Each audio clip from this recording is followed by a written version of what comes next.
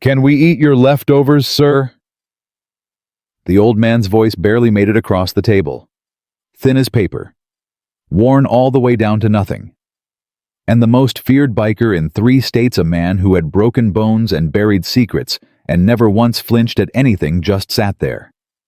Not laughing, not speaking, just staring at this trembling old stranger like he'd seen a ghost wearing his father's face. And the entire diner held its breath. If you've ever been humbled by someone you thought needed saving, this story is for you. Subscribe to the channel, follow this story all the way to the end, and drop a comment below telling me what city you're watching from. I want to see how far this story travels. Can we eat your leftovers, sir? Those 7 words hit the table like something dropped from a great height. Not loud, not angry, not demanding, just tired. The kind of tired that doesn't come from one bad night or even one bad year. The kind that settles into a person's bones after they've been knocked down so many times they've stopped being surprised by the floor. The old man stood at the edge of Vincent Maddox's table with his hat in his hands, his chin barely lifted and his eyes fixed somewhere between the untouched steak plate and the middle distance, that particular place people look when they're trying not to cry in front of strangers. His wife stood 2 steps behind him, her fingers laced through the crook of his elbow, holding on. Just holding on. And Vincent Maddox, 6'3", 240 pounds, with a face that looked like it had been put through a car door more than once, said absolutely nothing. Which, for anyone who knew Vincent, was the most terrifying thing he could have possibly done. The Black Wolves had been riding since dawn, 14 hours from the Wyoming border, through 3 different highway systems, and 2 fuel stops, with the temperature dropping the whole way, and the wind coming off the Rockies like something personal and mean. By the time they pulled into Harlow's roadside diner on the outskirts of Billings, every man in the club was hungry, cold, and carrying the particular kind of quiet that settles over a group of people who've been together so long they've stopped needing to talk. Harlow's wasn't a place most people chose on purpose. It sat off Highway 87, like something the road had spat out and forgotten. Low roof, fogged windows, a neon sign with the H and the apostrophe both burned out, so it just read, Arlo S, in orange light against the dark Montana sky. But it was open at 10 o'clock on a Wednesday night in late January, and it had hot food and black coffee, and that was all any of them needed. They filled the place in under 3 minutes. 12 men. Leather cuts over heavy flannel. Boots that had crossed more pavement than most people would see in a lifetime. The Black Wolves weren't the biggest club in the region anymore. Hadn't been since the federal crackdowns in the early 2000s scattered half their founding members, but they still carried a reputation that walked into every room before they did. The 2 truckers at the counter paid their checks without finishing their coffee. The waitress, a broad-shouldered woman named Darla, who'd been on her feet since 3 in the afternoon, gripped her order pad and stood her ground because she needed the tips, and because she'd seen enough in 40 years of working highway diners to know that looking scared only made things worse. The off-duty deputy at the far end of the counter, a young guy, maybe 26, still wearing his jacket with the badge clipped to the breast pocket, reached down and quietly touched his holster. Once, then moved his hand back to his coffee mug and stared very deliberately at the wall. Everyone in the room understood the same thing. The Black Wolves owned the next few hours. Whatever happened in Harlow's tonight happened on their terms. And at the center of all of it, occupying the largest corner booth like he'd been installed there, sat Vincent Grave Maddox. People who hadn't met Vincent in person usually pictured someone louder, more explosive. The name Grave came with assumptions that he'd earned it through some dramatic act of violence, some story people told in whispers at bars. The truth was quieter and worse than that. Vincent had gotten the name at 22 because of the way he looked at people when he was angry. Not the look of a man thinking about hurting you. The look of a man who had already decided and was simply waiting for the moment to arrive. 34 years later, the look hadn't softened. He was 58 now, with gray threading through the dark beard and the close-cut hair at his temples. His hands were enormous, knuckle-scarred, wide-palmed, resting flat on the table, around a mug of black coffee, like they were keeping the surface from floating away.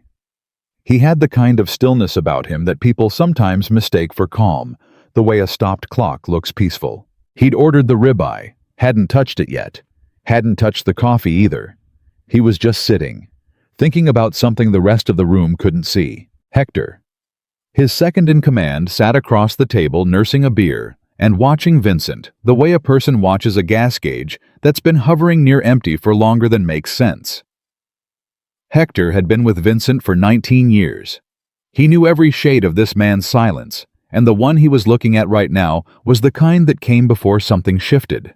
Not the explosive shift, the quiet one. The kind that changed things permanently without any noise at all. "You gonna eat that or just intimidate it?" Hector asked. Vincent didn't answer. "Big ride, cold out. You haven't eaten since the stop in Sheridan." "I know when I ate, Hector. Just saying." "Don't." Hector picked up his beer and let it go. The diner settled into its strange, occupied quiet. The bikers talking low among themselves, Darla moving through the room, taking orders with the careful efficiency of someone disarming things, one table at a time. The grease smell, and the coffee smell, and the wind pressing against the windows from outside. And then the door opened again. The cold came in first. That sharp, biting January cold that has actual weight to it, that pushes through the gap before the door is even fully open and makes everyone near the entrance pull their shoulders in without realizing they're doing it. Then the couple. The man came through the door first, holding it open for his wife. And that small gesture, automatic, unconscious. The reflex of 50 or 60 years of doing it was the first thing about them that registered as something worth watching. He was tall. Once you could still see that in the architecture of him. But age, and something harder than age, had compressed it, brought his shoulders in, and curved his neck forward. The army coat he wore was heavy green wool, with a button missing at the collar. Clean, and pressed but old, 20-30 years old. The kind of coat a person holds onto, not because they can't afford a new one, but because replacing it would mean letting go of something they aren't ready to release. His wife was slight. One hand through his arm, the other holding the strap of a canvas bag that had been repaired at one corner with what looked like electrical tape. She wore a gray sweater under a thin wool coat, a scarf she'd wrapped twice around her neck, and boots that had been resoled at least once. She was beautiful in the way that very few people manage, not despite her age, but through it, the kind of face that had been shaped by decades of feeling things fully and absorbing them instead of hiding from them. They stood at the entrance for a moment, and that moment was long enough for the entire diner to clock them. The truckers who hadn't left yet, Darla at the service window, the deputy, every biker in the room. Because the couple looked at the filled tables and the black wolves occupying most of the floor space and the general atmosphere of a room that had already divided itself into those who belonged and those who were guests on borrowed time, and they didn't leave. They didn't back out slowly the way most people would have. They just stood there, very still, conferring in low voices. The old man said something to his wife. She said something back. He straightened his shoulders, that deliberate, almost painful straightening of a person who has decided to do something that costs them, and then he looked across the room. His eyes landed on Vincent's table, on the untouched ribeye, on the coffee going cold, and something moved across his face that wasn't calculation or greed or desperation, or wasn't only those things, it was the specific expression of a person who has arrived at a threshold they never imagined standing at, and who is finding out right at that moment what they are actually made of. He said something quietly to his wife. She tightened her hand on his arm. He nodded once, and then he walked toward Vincent's table. The room noticed. Hector noticed first, his eyes tracking the old man's path across the floor with the instinctive alertness of someone who spent his life reading rooms for threats. Then Big Carl at the next table, then Peso, then the two prospects near the door. The bikers didn't stand or reach for anything. They just watched. Darla stopped moving. The deputy's hand drifted toward his jacket again. The old man stopped at the edge of Vincent's table. He was close enough now that Vincent could see his face clearly, the lines in it deep and real, the kind carved by decades of wind and worry and work. His hands were shaking. Not violently, not the tremor of illness, but the fine continuous shaking of a man who hasn't eaten enough today, and maybe not enough yesterday either. He held his hat in both hands. He looked at the untouched steak. Then he looked at Vincent. And he said in a voice that was steady by sheer force of will, "Can we eat your leftovers, sir?" The silence lasted 4 full seconds. Peso, 2 tables over, let out a short laugh, the reflex laugh of a man who doesn't know what he's supposed to feel. It died before it fully formed. Big Carl muttered under his breath, "Wrong table, Grandpa." But Vincent didn't move. He was looking at the old man's hands, specifically at the shaking, specifically at the way the man was gripping his hat, not white-knuckled, not anxious, but with the grip of someone holding on to something, while everything else is moving the way people hold a railing in high wind. And then the old man's wife stepped up beside him. She put her hand on his arm again, that same gesture, and she said nothing. Just stood there next to him, and the look on her face was not shame, and not fear, and not apology. It was dignity in its most reduced and indestructible form. The dignity of a person who has had everything stripped away and discovered that it wasn't actually what kept them upright. Something shifted in Vincent's chest. Not sentiment, not pity, something older and heavier than either. "Sit down," Vincent said. The old man blinked. "We don't want to impose. I said sit down." It wasn't loud. It wasn't soft. It was the kind of voice that fills a room, the way water fills a container, naturally, completely without effort. The old couple sat. "Tut. Darla." Vincent didn't raise his voice. Darla appeared at the table so fast it was clear she'd already been watching. "Yeah. 2 hot meals, whatever's hot, coffee, and—" He glanced at the woman's hands, noticed the way she was holding herself carefully, the deliberate stillness of someone managing pain. "Something warm to drink. Not coffee. What do you have? Got hot chocolate. Apple cider." "Both." "Vincent," Hector started. "Both," Vincent repeated without looking at him. Darla wrote it down and disappeared toward the kitchen. The old man was staring at him. Not with relief, not yet with the careful watchfulness of someone who has been surprised by kindness before and learned that it sometimes costs more than the hardness it replaced. "I have money," the old man said. "I want you to know that. I have some money." "Okay," Vincent said. I couldn't see paying for 2 full plates when you had—" "I know what you were doing," Vincent said. "Eat." A pause. "I'm Walter," the old man said. Vincent looked at him steadily for a moment. "Eat first, then talk." Walter Harper ate the way a man eats when the hunger has been building for longer than the current meal can fix, carefully, at first almost cautiously, as if his body has learned to be suspicious of things that feel like relief. Then faster. Then with both hands, elbows on the table, head down, the way a person eats when they've stopped caring what it looks like and started just needing it. His wife Evelyn. She said her name was Evelyn when Darla brought the drinks, and she thanked her in that low, genuine way that made Darla pause and actually look at her, actually see her for the first time. She ate more slowly. She cut everything into small pieces. She kept checking on Walter between bites, watching his hands stop shaking, watching the color come back to his face, and something in her own face softened and shifted in a way that was so private and so clearly not meant for any audience that the bikers who were watching looked away. Vincent watched them. Hector leaned across the table toward him. "What are you doing, feeding people?" Vincent said. "We don't know them." "I know they're hungry." "Vince." "Hector." The same tone, the same quiet. "Eat your food." Hector sat back and picked up his fork. The other bikers, one by one, returned to their own conversations. The room began to breathe again carefully, like a held breath slowly released. It was Evelyn who spoke first, after the plates were mostly empty and the cider had brought some warmth back into her face. "Thank you," she said. "I know that doesn't begin to cover it." "It doesn't have to cover it," Vincent said. Walter set down his fork. The shaking had almost stopped. I want you to understand we're not people who do this. Ask strangers. We've never." "Where's your car?" Vincent asked. Walter and Evelyn exchanged a look. "Highway 87, Walter said. "About 8 miles back. Old Buick.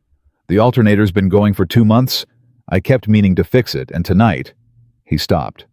Drew a breath. "Tonight it finally went." "In January," Vincent said. "In Montana." "Yes." "Where are you headed?" Another look between them.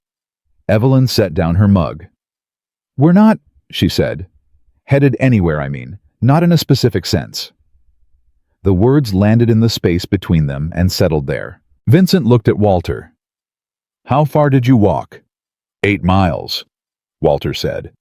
He said it the way a man says something he is neither proud of nor ashamed of, just reporting a fact about the world. "Took about 2.5 hours. Evelyn's knees." He glanced at her, and the glance contained an entire conversation about something they'd already argued about and resolved, already grieved and accepted. "We took our time. 2.5 hours. In January.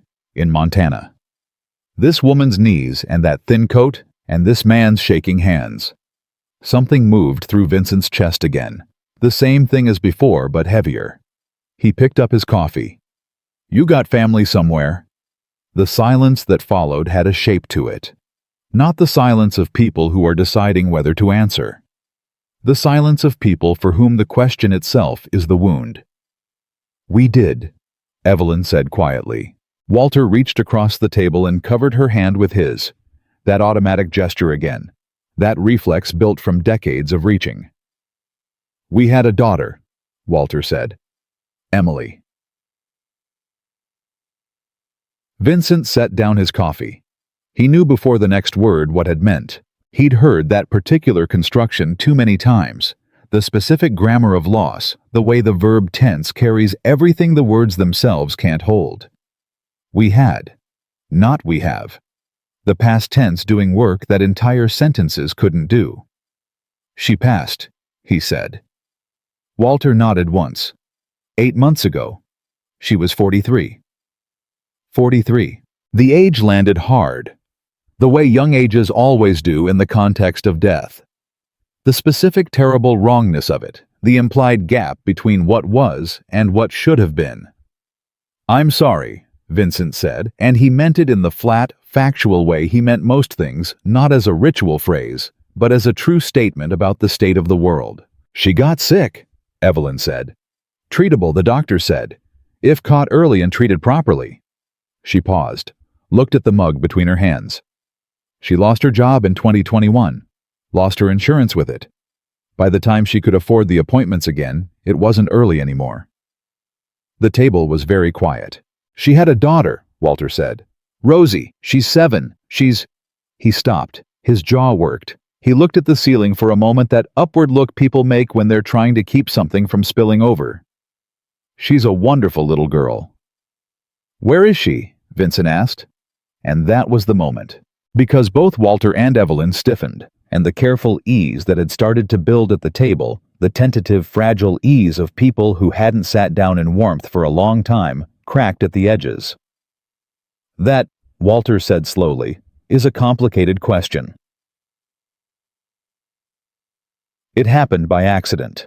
That was the thing Vincent kept coming back to later. Running through the sequence of it, it happened because of gravity and cold hands, and a canvas bag that had been carried too long by a woman whose hands were too tired to grip it tightly enough. The bag slipped off Evelyn's shoulder. She grabbed for it, caught the strap, but the main compartment wasn't fully closed. She'd been going in and out of it all day looking for things, losing track of the zipper. And when the bag jerked with the fall, and the catch things came out of it. A folded piece of paper that opened as it fell, and turned out to be 3 pieces of paper held together by a paperclip covered in the dense small type that means legal documents. A torn envelope stamped in red with the words, "Final Notice," a small Ziploc bag containing 4 pills, and a prescription label with Evelyn's name on it that stopped at a date 6 weeks ago with no refills remaining. And a photograph. The photograph landed face down on the floor next to Vincent's boot. He reached down and picked it up before anyone else could. He turned it over. A young woman, dark-haired, bright-eyed, laughing at something off camera, holding a small girl who was also laughing. Both of them caught in the middle of a moment they didn't know would matter this much later. The kind of photograph that exists in every family ordinary at the time, then unbearable afterward. On the back, in neat handwriting, "Emily and Rosie, if anything happens to us." Vincent looked at the photograph for a long moment. Then he looked at Walter and Evelyn, who were gathering the scattered papers from the floor with the practiced speed of people who have done this before, who have dropped these documents and retrieved them and folded them back into their bag more times than they can count. He set the photograph on the table. He put his hand flat next to it. He said, "Tell me about Rosie." So, Evelyn straightened. She and Walter exchanged the long look of people who have been deciding together for so many years that the decision happens in the space of a glance. Then Evelyn told him. The custody arrangement had existed on paper, established before Emily died in the window, when her illness had progressed far enough that she'd understood what was coming and had tried to prepare for it. Rosie was to go to Walter and Evelyn, her grandparents. Emily had made sure of it, signed documents, filed with the county court. What Emily hadn't been able to prepare for, because she hadn't known the way it would escalate, the way violence always escalates when the only person keeping it checked is suddenly gone, was her ex-husband. Travis Riker. "What is he?" Vincent asked. He didn't say what's he like or who is he. He said what is he the way you ask about weather conditions or road hazards. He's, Walter started. "Dangerous," Evelyn said. She said it the way a person says a clinical word, not with emotion, just with precision. He was in prison twice before Emily died. Assault the first time. Something to do with distribution the second time, drugs. We were never entirely clear on the specifics. He was out when she got sick. He was... She stopped. He was not kind to her. During, Vincent repeated. When she was sick, Evelyn said. He was not kind. The table was very quiet. "He wants Rosie," Walter said. Not because he loves her the way you love a child. He wants her because the custody arrangement means control. Because we have something he's decided belongs to him. Because that's..." Walter's voice tightened. "Because that's how men like that think about people." "Where is Rosie now?" Vincent asked. "With a neighbor," Evelyn said. "A woman we trust. About 2 hours from here." She paused. We've been moving around since Emily died. Travis has people contacts. I don't know what to call them." "Associates," Hector said from across the table. Both Walter and Evelyn looked at him, and there was something almost grateful in the look, the relief of having a word that fit handed to them. "Associates," Walter agreed. "And some of them." He glanced around the diner toward the windows, the old reflex of checking exits. "He has people who look for us. Watch bus stations. I don't know how organized it is. I don't know if it's organized enough," Evelyn said flatly. "We've had to leave 3 places in the last 2 months. 2 nights ago in Billings, someone left a note under the door of where we were staying." She paused. It had Rosie's picture on it. The temperature at the table dropped several degrees. "What did the note say?" Vincent asked. Walter looked at his wife. Evelyn looked at Vincent. It said, "Give us the papers or we take the girl." "Hector," Vincent said. "Yeah," Hector said from the same level, the same tone, not a question, an acknowledgement. "Get Big Carl. Tell him I want eyes on the parking lot." Hector was already standing. "Don't make it obvious," Vincent said. "Just get eyes out there." Hector moved away from the table. Walter watched this exchange with the particular expression of a man who has been carrying something alone for a long time and has just been handed an unexpected and unfamiliar thing, not rescue, not quite, but the sensation of no longer being alone with the weight. "I don't want to bring trouble to you," Walter said. I didn't walk over here to involve you in any of this. I was just hungry," Vincent said. "I know." "Yes. Don't apologize for being hungry." The words came out with something in them that wasn't quite gentleness, but functioned like it the blunt, unsentimental acknowledgement that some things simply are what they are and require no explanation or apology. Evelyn looked at Vincent for a moment. She said, "You remind me of someone." Vincent looked at her. "Someone I knew a long time ago," she said. "A person who had been through things, but who had this quality of when something mattered, it mattered completely. No half measures." Vincent said nothing. "It's a gift," Evelyn said, "even when it's hard." And Vincent, who had not been told that anything about him was a gift since his mother had died when he was 16, picked up his cold coffee and drank it without answering. But his jaw worked once, and Hector, coming back through the diner from the parking lot, caught that small movement from 20 feet away, and something shifted in his own face before he got it back under control.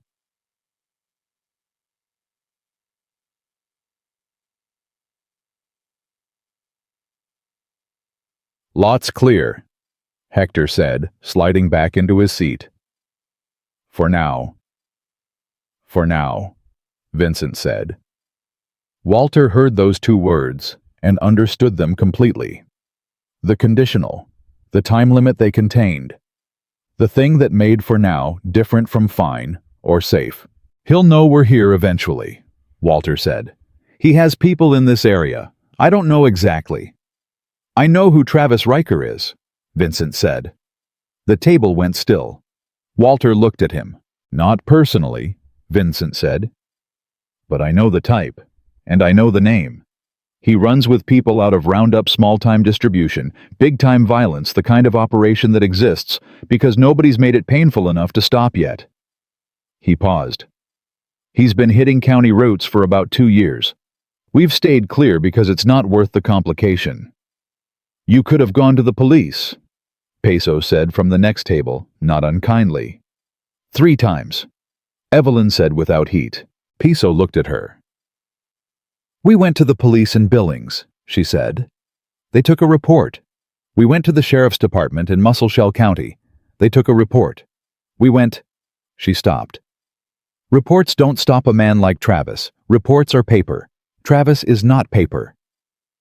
Vincent was quiet for a moment. Then he said, "You're not sleeping in a bus station tonight." Walter looked at him. "There's a motel 3 miles from here. I'll take you there. You'll stay tonight." He paused. "Then we figure out what comes next." "Vincent," Hector said. "Hector." A beat. "I'm not asking for a vote," Vincent said. The diner was quiet for a moment. Then Hector looked at Walter and Evelyn with an expression that was not unfriendly and said, "Okay, but I'm driving."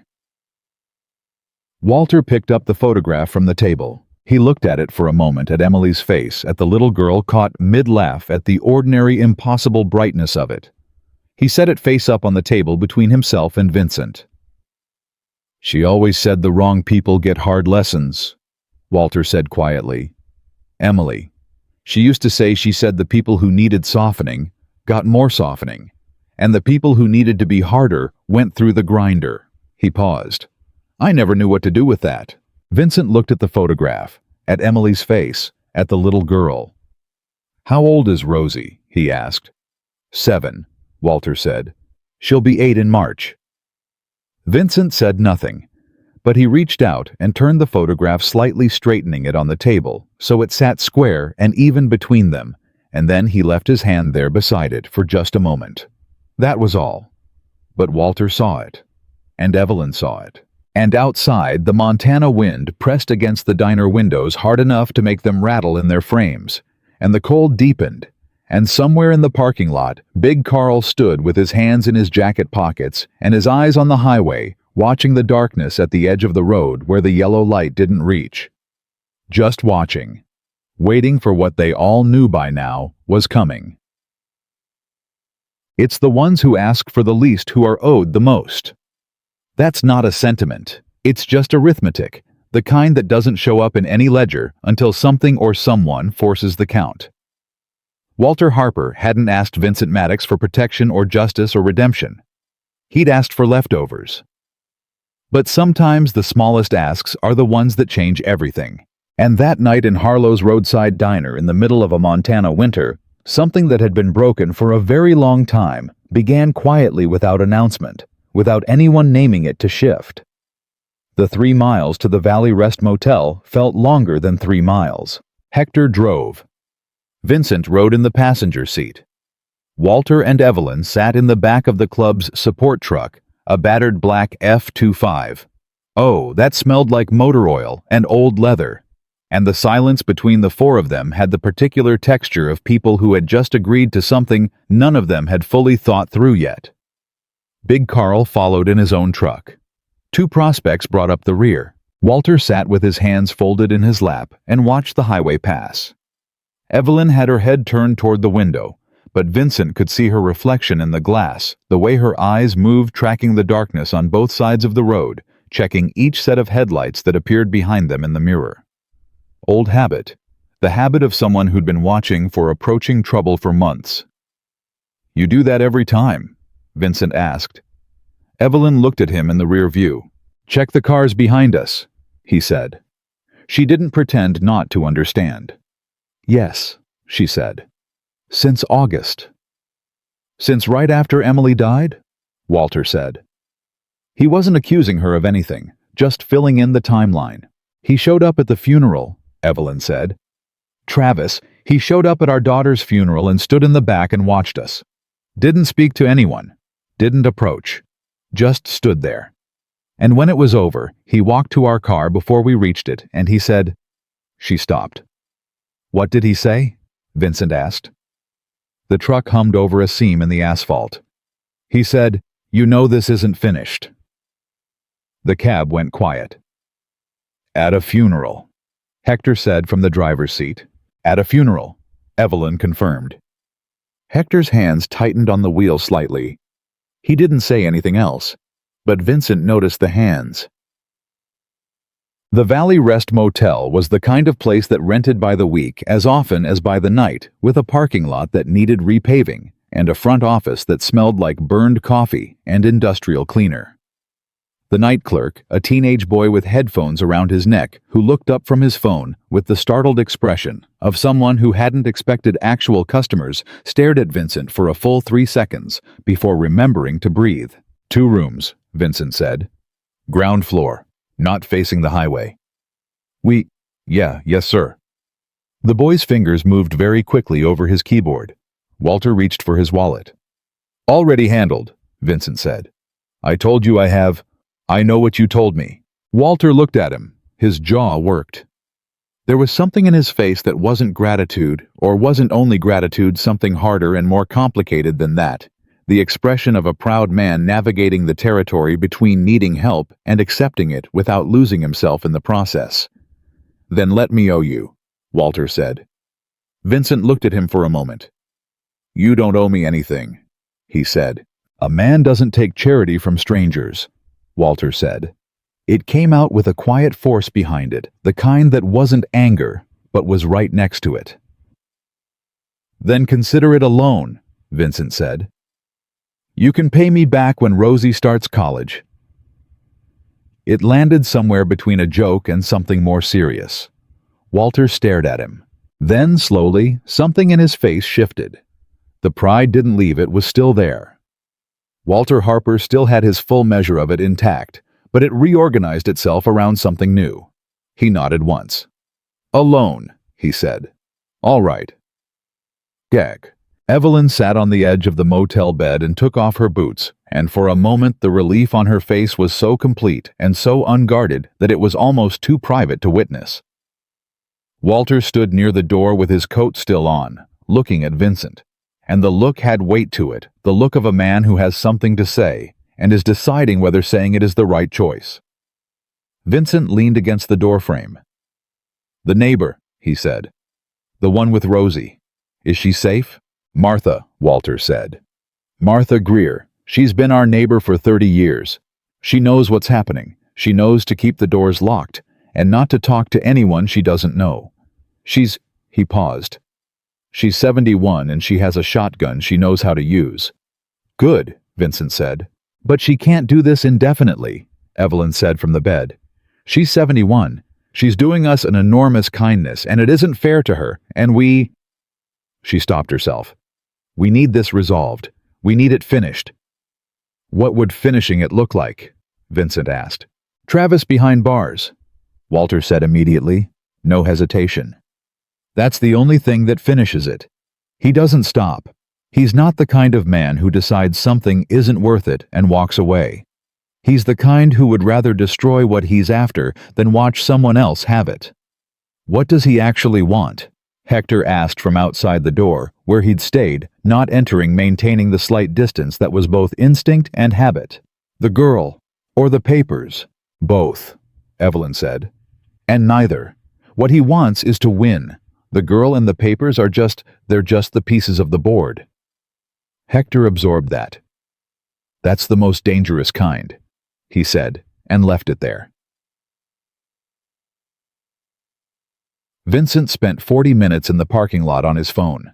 He made 3 calls. The first was short. The second was longer. The third was the kind of call where he spoke mostly in short sentences and listened for long stretches, and the expression on his face during the listening was still and closed and careful, in the way of someone sorting information and building something in their mind while it comes in. Hector stood beside him and smoked and waited. When the call ended, Vincent stood for a moment with the phone at his side. Travis Riker has 2 prior felonies, he said. Assault with bodily harm 2014. Conspiracy to distribute 2018. He did 3 years of a 5-year sentence, got out on good behavior, which... He paused. Which tells you something about either the parole board or his lawyer. What else? Hector said. He has 4 known associates in Yellowstone County. 2 of them have their own priors. One of them, guy named Darren Polk, is on federal probation right now and is not supposed to be within 50 miles of any controlled substance. And yet, Vincent put the phone in his jacket. Travis filed a motion in family court 6 weeks ago challenging the custody arrangement. Claims Walter and Evelyn are unfit. His attorney argues Emily's estate paperwork was improperly filed. Hector was quiet for a moment. Is that true? The paperwork? I don't know yet. But it doesn't matter if it's true. What matters is that as long as that motion is open, Travis has a legal mechanism he can use to apply pressure. And the legal pressure is the scaffolding. What's underneath it? Vincent looked at the motel room door. What's underneath it is a man who followed an elderly couple to a funeral and told them it wasn't finished. So what do? Tonight, nothing. Tonight they sleep somewhere warm and we make sure nothing comes at them from outside. And tomorrow... Vincent said nothing for a moment. Tomorrow I want to talk to Walter again, he said. About everything. All of it. Because I think there's more than what they've told us. You think they're holding back? I think they're protecting us, Vincent said. I think they've been protecting everyone around them for months by not telling the full story to anyone. Because the full story... He stopped. The full story puts whoever hears it in the middle of something, and people like Walter and Evelyn have spent their whole lives trying not to put other people in the middle of things. Hector looked at the door. Noble, he said. Exhausting, Vincent said. Christe. He was wrong about waiting until tomorrow. It was just past 1 in the morning when his phone rang. The number was one he didn't recognize, a 406 area code, which was Montana, but not one of his contacts. He answered it on the second ring. Silence for a moment. Then a voice, a woman's voice, older, steady, but with something tight underneath the steadiness. Is this the man who is with Walter and Evelyn Harper? Vincent straightened. Who is this? My name is Martha Greer, the woman said. I'm calling because Rosie told me to call this number. She said her grandmother gave it to her last week. She said if something happened, I should call and ask for the man who would answer. Everything in Vincent's chest went cold and focused at once. What happened? He said. There was a car, Martha said. It drove past my house 3 times in the last 2 hours. Slow. Each time slower. The last time it stopped at the end of my driveway for almost 4 minutes. Did you see who was in it? 2 men. Young. I couldn't see their faces. But, she paused. But after the 3rd pass, I called my neighbor Dale, and he came over, and we've had the lights off since. Rosie's in the back bedroom. She's fine. She's asleep. She doesn't know. Good, Vincent said. Keep the lights off. Don't open the door for anyone. I have my shotgun. I know, keep it. Are they going to come for her tonight? Vincent looked at Hector. I don't know, he said because it was true. What's your address? Martha gave it. 2 hours south outside a town called Lavina. Mr. Martha stopped. I don't know your name. Vincent. Vincent. She said it once to place it. Rosie is 7 years old, and she lost her mother 8 months ago, and I swore to Emily that I would keep her safe. I need you to tell me what to do. Vincent thought of the photograph. Emily and Rosie both laughing, the handwriting on the back. Stay where you are, he said. Keep the lights off. Don't call the police yet. Why not yet? Because if Travis has someone watching your house and you call the police, it triggers something. He's waiting for a reason to escalate. Don't give him one. And in the meantime, Vincent said, I'm going to wake up Walter and Evelyn, and we're going to figure out what comes next. Together. A pause. You're a good man, Martha said. Vincent said nothing. Rosie's grandmother is not wrong about people, Martha said. She's never been wrong about people. Vincent ended the call and stood for a moment in the cold parking lot air. Then he said, Hector, wake everyone up. Walter was already awake. He opened the door before Vincent's knuckle hit it the second time, and the look on his face made clear he hadn't slept, probably hadn't tried. He stood in his army coat, which he'd apparently put back on at some point after lying down, and he looked at Vincent's expression and went very still. What happened? He said. Not a question. Vincent told him. Evelyn appeared behind Walter. She'd been awake too, sitting on the bed fully dressed, and as Vincent spoke, her hand found the back of Walter's arm and gripped it. Not the gentle guiding grip from earlier in the evening. A tight grip. The grip of someone trying to keep themselves anchored while the ground shifts. They haven't gone in yet, Walter said when Vincent finished. Martha is safe. For now. But the slow pass routine means they're working up to something.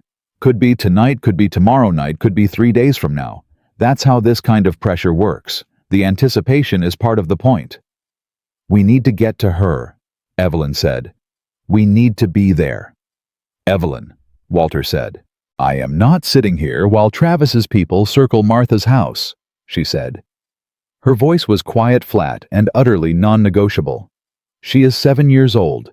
She is my granddaughter, and she has already lost more than any child should lose. I am not sitting in a motel room. Walter looked at her for a long moment. He turned to Vincent. Can you get us there? 2 hours, Vincent said. In the truck with the roads being what they are. Then let's go, Walter said. They were on the highway by 1:45. Hector driving again. Vincent riding. Walter and Evelyn in the back seat with the canvas bag between them. Big Carl and 2 other bikers in formation behind the truck, not close enough to look like a convoy, far enough back to function as rear guard. Nobody talked much for the first 40 minutes. Then Evelyn said, I want to tell you something. Vincent looked at her reflection in the mirror. There's something we haven't told you, she said. Walter thought we both thought we shouldn't involve you more than necessary. But, she glanced at Walter. Another one of those complete conversations in a single look.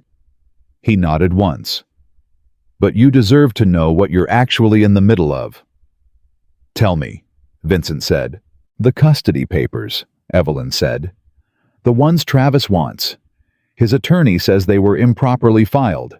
That's technically true.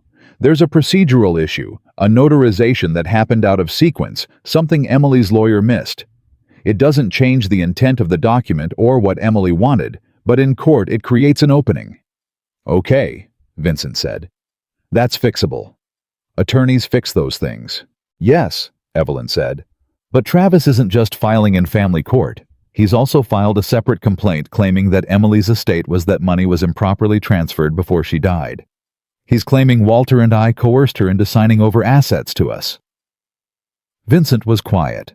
That's false, Walter said, with the controlled restraint of a man who has said those words many times to many different people and has had to remain controlled each time to be believed.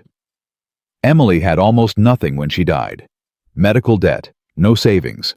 The only thing transferred was a small account $4,000 that she asked us to hold for Rosie, for school, for whatever Rosie would need.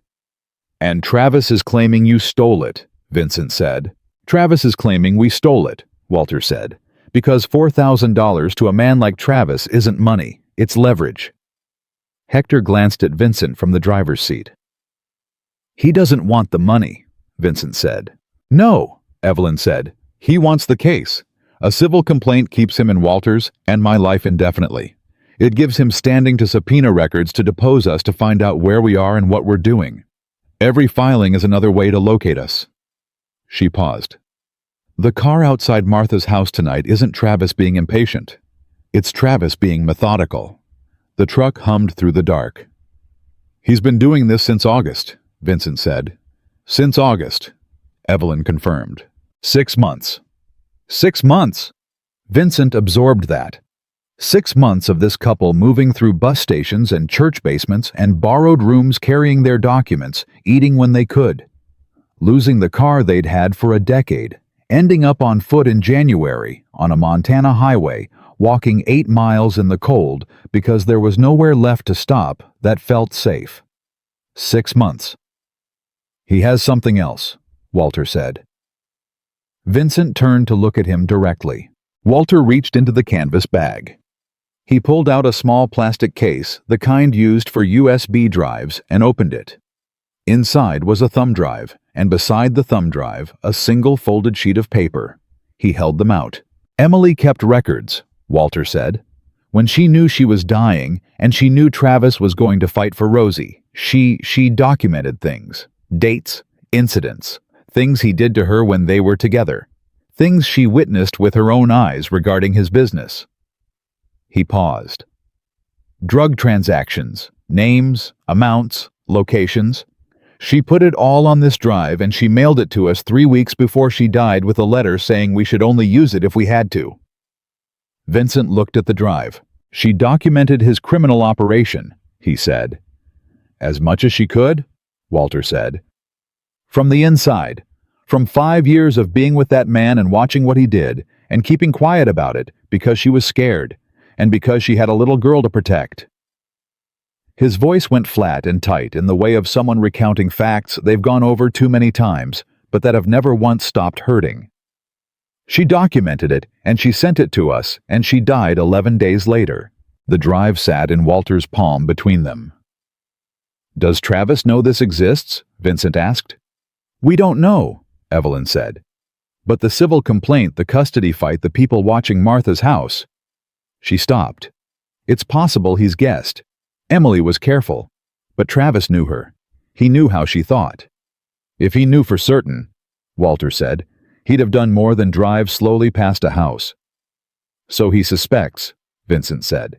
He suspects, Walter agreed. Vincent reached out and took the thumb drive from Walter's palm. He held it for a moment. This ends him, he said. It wasn't a question. If it gets to the right people, Walter said. Emily believed it would. But getting it to the right people while Travis is actively... He gestured outward, indicating all of it, the months of motion, the trucks outside the house, the notes with Rosie's picture. While Travis is actively hunting you, Vincent said. Yes. Vincent closed his hand around the drive. He didn't say anything else. But Hector glanced at him again, and the thing that passed between the two men in that look had been built over 19 years of knowing each other, and it contained something that was not quite a plan yet, but was the shape of one, the outline of what came next forming in the dark, like the highway coming up in the headlights. They reached Lavina at 3:47 in the morning. Martha Greer's house was dark. Two vehicles were parked in the street outside, and as Hector slowed the truck, Vincent scanned them automatically, an old Subaru that looked like it hadn't moved in days, and a silver pickup he didn't recognize. He noted the silver pickup's plate without making it obvious, and sent it to a contact in a text while Hector was still pulling over. "That truck," he said quietly. "Yeah," Hector said. "I saw it. Don't park in the driveway." "I know." They parked down the street. Walter and Evelyn were out of the truck before it fully stopped the canvas bag over Evelyn's shoulder, both of them moving with a focused speed that looked nothing like the exhausted couple who'd walked 8 miles down a Montana highway earlier that night. This was different. This was parental speed. The speed of people moving toward something that cannot be allowed to be wrong. "Walk normally," Vincent said, falling into step beside them. "Don't look at the silver truck." "Is it his people?" Walter said under his breath. "Don't know yet." "Vincent." "Walk normally, Walter." Martha met them at the back door. She was a short, wide-shouldered woman with close-cropped white hair and the look of someone who had decided some years ago to stop being startled by things. She held the door open and looked at Vincent with a long, direct assessment that reminded him oddly of the way old combat veterans sized up strangers. Not with suspicion exactly, but with the evaluation of someone who had learned the hard way that first impressions are information. "Martha," Evelyn said, and the two women held each other for a moment with the fierce, compressed efficiency of people who don't have time for the full weight of their feelings but need to acknowledge them anyway. "She's in the back room," Martha said. "She's still asleep." "The truck outside," Vincent said. "It was there when I called you," Martha said. "It hasn't moved. You recognize it." "No, and I know every car on this street." Hector appeared in the doorway behind Vincent. "Plate comes back to a Brent Darren Polk," he said quietly. "Yellowstone County." The name landed in the kitchen like something dropped. Walter turned. "Polk," Vincent said. "One of Travis's associates. The one on federal probation." "He's 50 feet from my granddaughter," Evelyn said. "Yes," Vincent said. "He is." A silence. "What do we do?" Martha asked. Vincent was thinking. Working through it quickly, the options, the risks, the things that would make it better, and the things that would make it worse.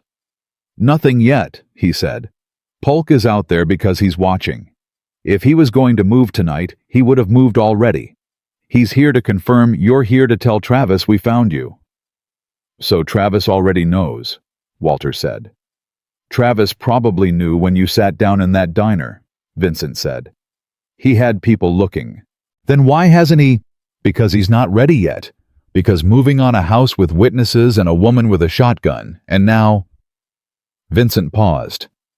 "And now 8 bikers on the street is a different calculation than he planned for." Walter looked at him. "He didn't plan for you," Evelyn said quietly.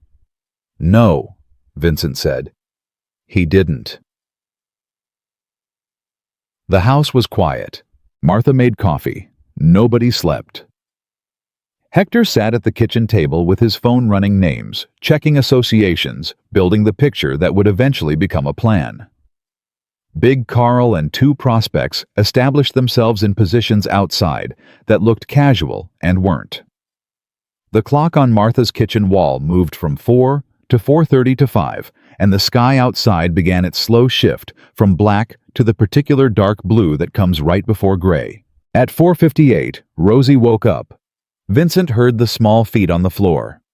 The hesitation at the bedroom door, the child's voice saying, "Grandma," with that specific mixture of confusion and certainty that kids have when they sense something has changed in the house. "In here, sweetheart," Evelyn called. The kitchen door opened. A little girl appeared in the doorway in pajamas with small yellow stars on them. Her dark hair tangled from sleep, holding a stuffed rabbit by one ear. She looked at the kitchen full of strangers, with the seriousness of a child who has learned that the world contains unexpected things and has decided to face them directly rather than hide from them. She looked at Walter. She looked at Evelyn. Then she crossed the kitchen in 4 steps and walked straight into Evelyn's arms, and Evelyn held her with both hands flat against the child's back, pressing her close, and said nothing at all. Walter put his hand on Rosie's hair. His jaw worked. He didn't look up at anyone. Vincent turned away. He walked to the other side of the kitchen and stood with his back to the room, looking at nothing, because some moments are not his to witness. And he knew it had always known in that deep animal way that some people never lose, no matter how much of themselves they bury the difference between what is his and what belongs to someone else. From behind him, he heard Rosie say in the muffled voice of a child, talking into her grandmother's shoulder, "Are we going home now, Grandma?" And Evelyn's voice, "Soon, sweetheart, soon." And then so quiet, Vincent almost didn't catch it. "Promise." And Evelyn's voice lower harder, built from something that was no longer tired at all. "I promise." At 6:15, Vincent's phone showed him Hector's response to the last message he'd sent. Polk made a call at 5:47. Duration 3 minutes. I can't pull content, but the number ties to a prepaid registered out of Roundup. Vincent read the message twice. He typed back, "Travis knows we're here." Hector. "Yeah, Vincent." "How long before he moves, Hector?" "My guess tonight. Tomorrow at latest. He'll want to move while he still has the element of numbers." Vincent looked at his phone for a long moment. Then he typed, "Then we're not waiting for him to move." A pause. "Hector. What are you thinking?" Vincent put the phone in his jacket. He walked back into the kitchen. Walter was at the table with Rosie in his lap, Rosie still holding the rabbit, explaining something to her grandfather with the gravity of a child describing something she considers very important. Walter was nodding with equal gravity, listening fully the way good grandparents listen, as if the rabbit's name and the reason she chose it matters completely because it does, because she does. Vincent stood at the edge of the kitchen and watched this for a moment. He thought about a man named Travis Riker, sitting somewhere between here and Roundup, deciding how many people he needed and what time to move. He thought about the thumb drive in his jacket. He thought about Emily, 43 years old, documenting her life with a dangerous man, because she knew she was dying, and she knew her daughter needed protection, and she sent everything she had to the only people she trusted to carry it. He thought about Walter's hands on the photograph, the way he'd straightened it on the table. And Vincent made a decision. Not the one Hector expected. Not the one Travis was preparing for. Something quieter. Something that would cost more and last longer and be harder to undo. He walked to the table. Rosie looked up at him with the direct, unselfconscious assessment of a 7-year-old. "Who are you?" she asked. Vincent looked at her for a moment. "My name's Vincent," he said. She considered this. "Do you know my grandpa?" "I do now," he said. She seemed to accept this. She went back to talking to Walter. Vincent looked at Walter over the child's head. "I need to make some calls," he said. "When I'm done, we need to talk, all of us." "About what?" Walter said. "About ending this," Vincent said. "Not managing it, ending it." Walter held his gaze for a moment. "How?" he said. And Vincent said, "Emily already gave us everything we need. We're just going to make sure the right people hear it." The calls took 2 hours. Vincent made them from Martha's back porch, standing in the gray early morning cold, his voice low and flat and deliberate, the way it always was when he was working through something that required precision. Hector stood 5 feet away and listened to the one-sided version of 3 separate conversations and assembled from the fragments what he needed to know. The first call was to a man named Carver, not a biker, not a criminal, but a former federal investigator who now worked private security and who owed Vincent a favor that was old enough and heavy enough that it had never been mentioned between them because it didn't need to be. Carver listened without interrupting.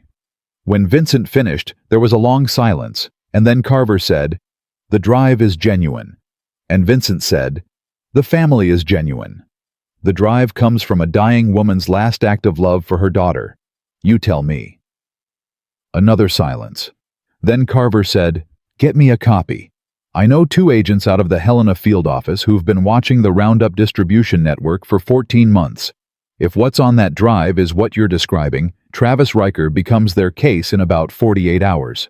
He's moving tonight," Vincent said. "Maybe tomorrow." "Then you have a problem," Carver said. "I have a problem," Vincent agreed. "Can you be in Lavina by noon?" A pause. "I can be there by 2, Carver said. 2, Vincent said, and ended the call. The second call was shorter. A contact in Billings, who ran a small legal aid firm that specialized in family court.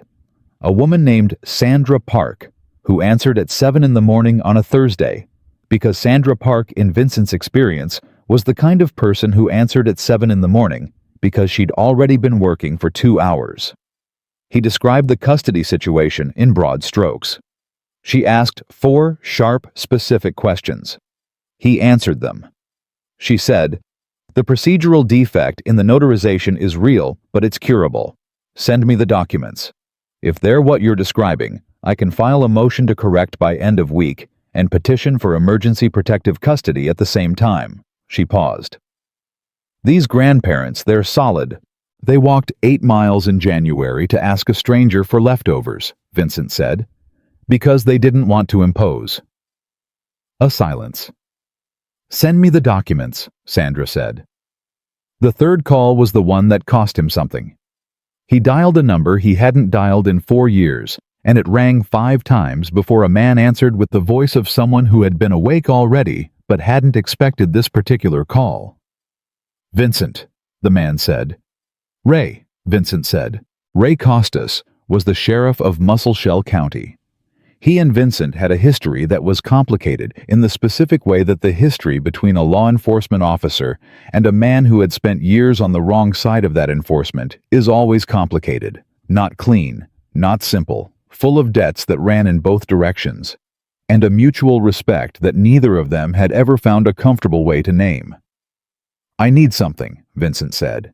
"You always need something when you call this number," Ray said. "I need you to listen without acting for 24 hours. And I need you to be ready to act when I tell you the time is right." "Vincent, there's a man named Travis Riker," Vincent said. "He has 2 priors. He is currently on a civil filing that is designed to locate and isolate an elderly couple whose daughter died 8 months ago. He has a man on federal probation surveilling a house that contains a 7-year-old child. And I have a thumb drive that will give your counterparts in Helena enough to put him away for 10 years. Silence. "How do you have this?" Ray said. "The dead woman's parents." Another silence. Longer. 24 hours, Ray said. "And Vincent, whatever you're planning for the part before the 24 hours, I don't want to know about it." "Understood," Vincent said. He put the phone in his jacket and went back inside. Walter was at the kitchen table with a cup of coffee gone cold beside him and the canvas bag open in front of him. He'd spread some of the documents out, the custody papers, the court filings, a copy of the family court motion Travis had filed. He was reading them with the focused attention of a man who had read them many times before and was reading them again because having something to study made the waiting more bearable. He looked up when Vincent came in. "Well," he said. "Legal support is in motion," Vincent said. "Someone's picking up the drive copy this afternoon. 24 hours from now, the drive is in federal hands." He sat down across from Walter. "The custody issue is fixable. The notarization problem is procedural, not substantive. A family court attorney is already looking at it." Walter stared at him. "How did you?" he started. "Don't ask me to explain the network," Vincent said. "Just know it exists." "I'm not asking you to explain it," Walter said. "I'm asking how a man we met 7 hours ago is already—" He stopped, looked at the table. Something moved through his face, not suspicion, not discomfort, but the harder-to-name feeling of a person confronting the gap between the story they've been telling themselves about being alone in something and the reality that they weren't. "I'm asking," Walter said quietly, "why?" Vincent looked at him for a moment. "Because you asked me for leftovers," he said. "And you said please." Walter was quiet. "That's not enough of a reason for all of this," he said. "No," Vincent agreed. "It's not the only reason." He didn't say what the other reason was.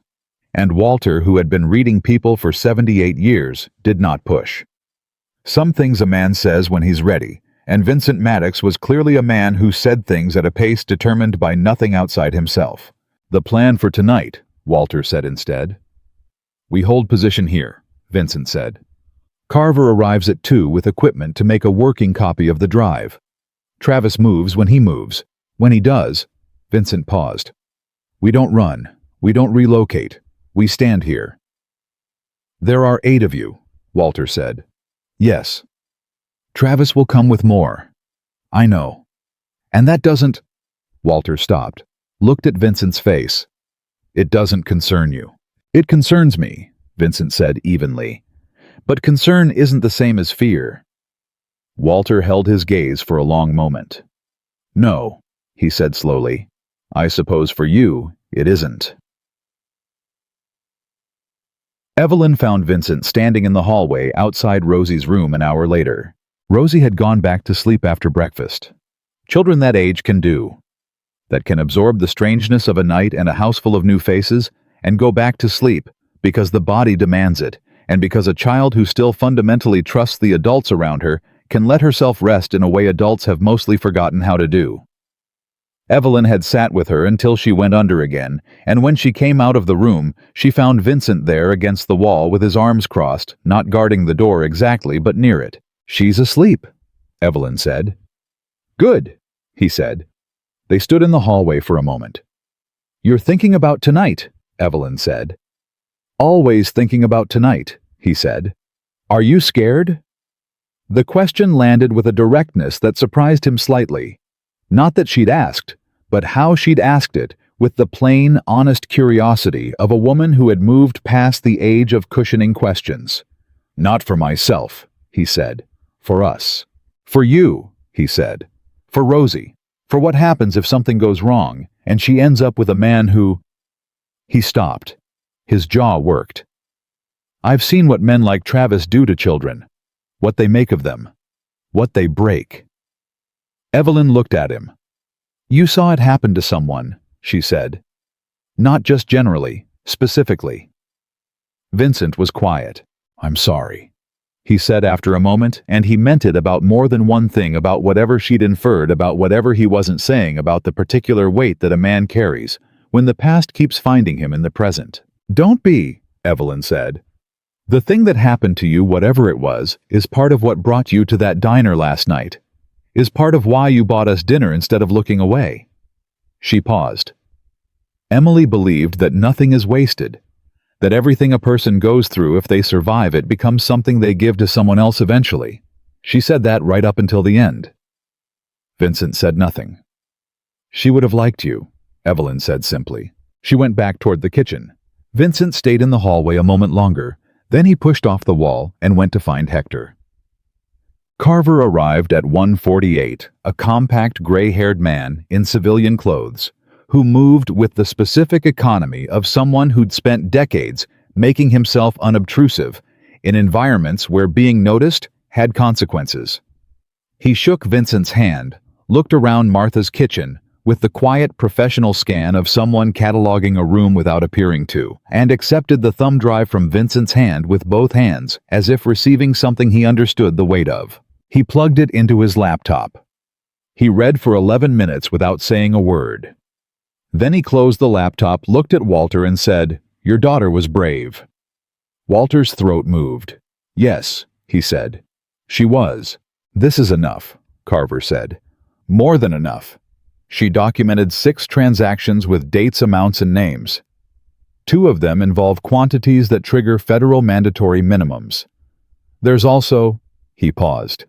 "There's a recorded conversation on here, audio file, 11 minutes long. I haven't listened to it yet, but the file name is a date from 3 years ago." "She recorded him," Evelyn said, almost to herself. "I didn't know she'd done that." "She was thorough," Carver said. He looked at Vincent. "I need 4 hours to get this to Helena securely. They'll move fast once they hear it." "Travis moves tonight," Vincent said. "Maybe before 4 hours." "Then you have a problem between now and when the cavalry arrives," Carver said. "Can you manage it?" "That's what we're here for," Hector said from the corner. Carver looked at him, then back at Vincent. "I don't want to know the details," he said almost exactly the way Ray Costas had said it that morning. "Nobody does," Vincent said. "Make the call, Carver." The afternoon moved like time moves before violence, thick and slow, and full of false starts. Every sound from outside, cataloged and evaluated, every set of headlights on the street, registered and followed until it passed. Big Carl confirmed at 3 that the silver truck was gone. Polk had pulled out around noon and hadn't come back. "He's gone to report," Hector said. "Or to come back with more," Vincent said. "Or both," Big Carl said.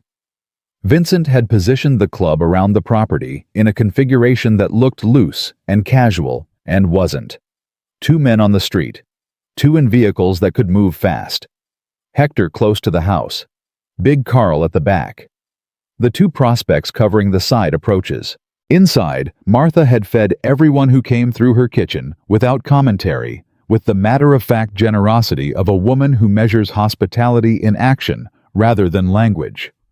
Rosie had woken up a second time at noon, eaten a bowl of cereal, and spent the afternoon coloring at the kitchen table, with a seriousness of purpose that made several of the bikers who cycled through the kitchen stop and watch her work. At one point, Big Carl, who was 6'5" and had a tattoo on his neck, and had once been described in a court document as a credible physical threat, sat down across from Rosie and asked her what she was drawing. She showed him a house. "Is that where you live?" he asked. "Where I'm going to live," she said. "With Grandma and Grandpa." Big Carl looked at the drawing for a moment. "Nice house," he said. "It has a garden," Rosie said. "Grandma likes gardens." Big Carl nodded gravely. He got up and walked back to the hallway and stood there for a moment with his back to the room. And when he turned around, his face was the same as always, but something behind his eyes had shifted in a way Vincent noticed from across the kitchen and chose not to comment on. Travis Riker arrived at 9:16 that night. Not one truck. 3. Black, all of them, the kind of deliberate, coordinated appearance designed to announce something before a word is spoken. They came in from 2 directions simultaneously. 1 truck from the north end of the street, 2 from the south, and they parked at angles that blocked the road in both directions. Vincent watched from inside. He'd heard the engines 30 seconds before the trucks appeared had said, "Here we go," to Hector, in a voice that contained no particular emotion, and Hector had stood up from the kitchen chair and rolled his neck once and walked to the front door. Walter was on his feet. "Evelyn," Vincent said. "Rosie, back bedroom. Martha, go with them." "I'm not leaving you," Evelyn started. "Evelyn." He looked at her directly. "Rosie cannot hear what happens next.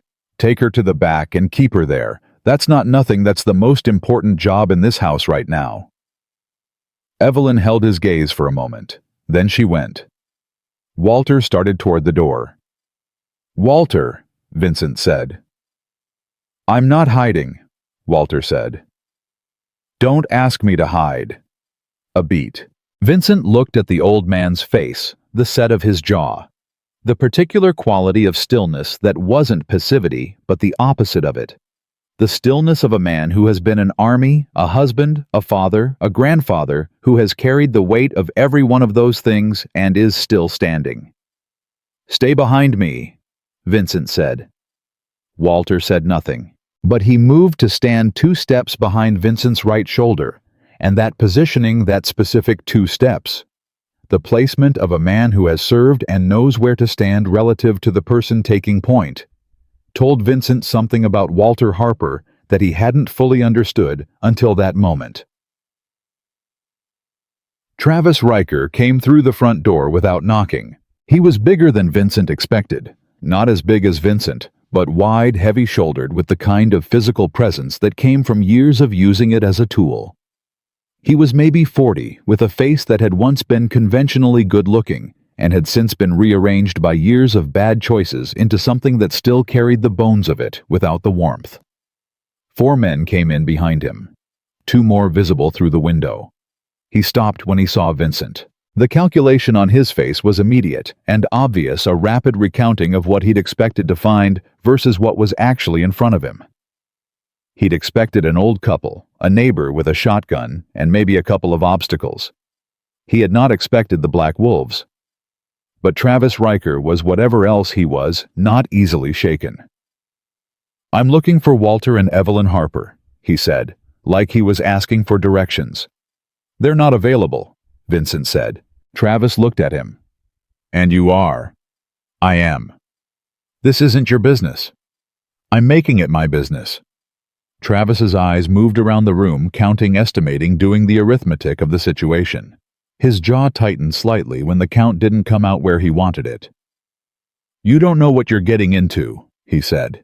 "These people walked 8 miles in January because you've been hunting them for 6 months," Vincent said. "Yeah, I know exactly what I'm getting into." A pause. "Where's my daughter?" Travis said. "She's not your daughter," Walter said from behind Vincent's shoulder. Travis's eyes moved to Walter. The calculation on his face became something harder. "Old man," he said, "you took something from me. You and your wife. You took my daughter, and you took money that belonged to my family, and you've been running from accountability for months. That ends tonight." "Accountability," Walter said. The word came out like something he was holding up to examine. "You showed up at my daughter's funeral and told us it wasn't finished. My daughter who died of an illness she couldn't afford to treat. You want to talk about accountability?" "Walter," Vincent said. "No," Walter said. "No. I've been quiet for 6 months. I've moved from town to town and I've kept my mouth shut, and I've let lawyers and paperwork and people with more composure than me handle it. But you walked into this house." His voice cracked once and then steadied. "You walked into a house where my granddaughter is sleeping, and you said her name in public and put her photograph in an envelope to frighten 2 old people who have never done a single thing to you except love their daughter when you couldn't be bothered to." The room was very still. Travis looked at Walter with the look of a man recalculating, not moved, not softened, but recalibrating the opposition, reassessing what this old man actually was. "You have papers that belong to me," Travis said quieter. "I have documents Emily prepared," Walter said, "for Rosie's protection, which is exactly what Emily wanted and exactly what is going to happen." "Emily is dead," Travis said. The 2 words sat in the air. "Yes," Walter said, "she is. And you will not say her name again in my presence." Travis took a step forward. That step was the signal. Not a big movement, but it was enough. It crossed the threshold from words into something else, and every person in the room felt the shift. Vincent moved. Not fast and showy efficiently, the way a man moves who has been in enough confined space situations to know that speed matters less than angles. He stepped into Travis's path and put himself between Travis and Walter with the body-level certainty of a door closing. "Last chance," Vincent said. "You walk out of here right now tonight, and this ends differently than it ends if you don't." Travis looked up at him. "You going to hit me?" he said. "In front of witnesses." "I'm going to give you an option," Vincent said. "You're not used to that. I suggest you take it seriously." From outside came the sound of movement, the controlled, unhurried sound of 8 men taking positions. No shouting, no revving engines, no theatrics. Just the sound of men who know what they're doing moving into place. Travis heard it. His own men heard it. The arithmetic was getting worse. "Walk away," Vincent said. Travis's jaw worked. "I have 6 men," he said. "I have 8, Vincent said, "and mine are sober." A pause. One of Travis's men shifted his weight. "And before anyone does anything stupid," Hector said from the hallway, holding up his phone, "I want to mention that we've been recording since your truck pulled up. Audio and video, outside and in." Travis looked at Hector. "The diner," Hector said pleasantly. They had security cameras there too. You remember the diner about 22 hours ago? You want me to describe the footage? The question didn't make sense to Travis. He hadn't been at the diner. He didn't know about the diner. But the word footage landed in the room and did its work. Because two of Travis's men knew exactly what footage meant and what their faces had already been doing in front of various cameras in the last 24 hours, and the arithmetic of federal probation and what another charge would mean became suddenly very present in at least one man's thinking. Darren, Travis said. Polk, standing to Travis's left, didn't move. Darren, Travis said again sharper. I'm out, Polk said quietly. Travis turned to look at him. I'm on probation, Travis, Polk said. I told you I was out if it got to this. It hasn't gotten to anything. It's gotten to 8 bikers and a camera and a man twice my size between me and the only exit, Polk said. I'm out. He looked at Vincent. I'm walking out. Doors behind you, Vincent said. Polk walked out. The door closed. Travis watched it close. Something moved through his face, the specific expression of a man watching his leverage evaporate piece by piece, calculating and recalculating and arriving each time at a number he doesn't like. You're making a mistake, he said to Vincent. I've made plenty, Vincent said.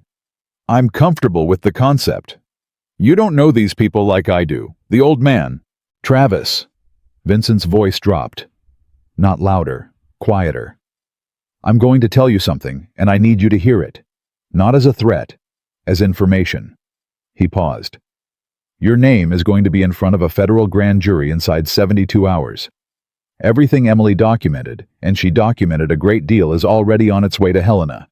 What you do in the next 60 seconds determines whether you spend the rest of tonight in that truck or in the back of a sheriff's vehicle. Travis went very still. Emily didn't, he started. She did, Vincent said. All of it. Dates, amounts, names, locations, and an audio file. He paused. 11 minutes long. The color in Travis's face changed. There's no... You know there is, Vincent said. You've suspected it for months. That's why you've been hunting them. That's what the civil complaint is really about. Not the custody, not the money. The drive. You needed to find it before anyone else did. Travis was breathing differently now. She's dead, he said, and the word came out with something in it that wasn't grief and wasn't regret, but was its own kind of hollow. She's dead, and she's still... She protected her daughter, Vincent said. That's all she did, same as any mother would. Travis looked at Walter. Walter stood 2 steps behind Vincent's shoulder, as still as stone, and the look on his face was not hatred and not fear. It was the look of a man who has been afraid for a very long time and has arrived finally at the place where the fear runs out. And what's left underneath it is something harder and quieter and far more durable. Walk away, Travis, Vincent said. A long silence. One of Travis's remaining men moved. First took a step backward toward the door. The instinct of someone who has added the numbers and doesn't like the sum. Travis didn't turn around. He looked at Vincent. He looked at Walter. He looked at the room the bikers positioned around it, Hector with his phone. Big Carl filling the hallway entrance, all of it. And then Travis Riker did something that surprised everyone in the room, including, it seemed, himself. He laughed. It was a short, ugly, disbelieving sound. The laugh of a man who has just discovered that the plan he's been executing for 6 months has had a hole in it he never saw. She recorded me, he said. Nobody answered. She actually... He stopped, shook his head. The laugh faded, and what replaced it was worse, quieter, more concentrated. The expression of a man deciding something. This isn't over, he said. And he turned and walked to the door. His 2 remaining men went with him. The door opened and closed. The truck started outside. The sound of engines filled the street, then faded. Walter let out a breath that sounded like it had been building since August. Hector lowered his phone. Is that it? Big Carl asked from the hallway. No, Vincent said. He was already dialing. Ray Costas answered on the second ring. He's leaving Lavina heading north on Route 3, Vincent said. Black Ford F250 and two others, Travis Riker.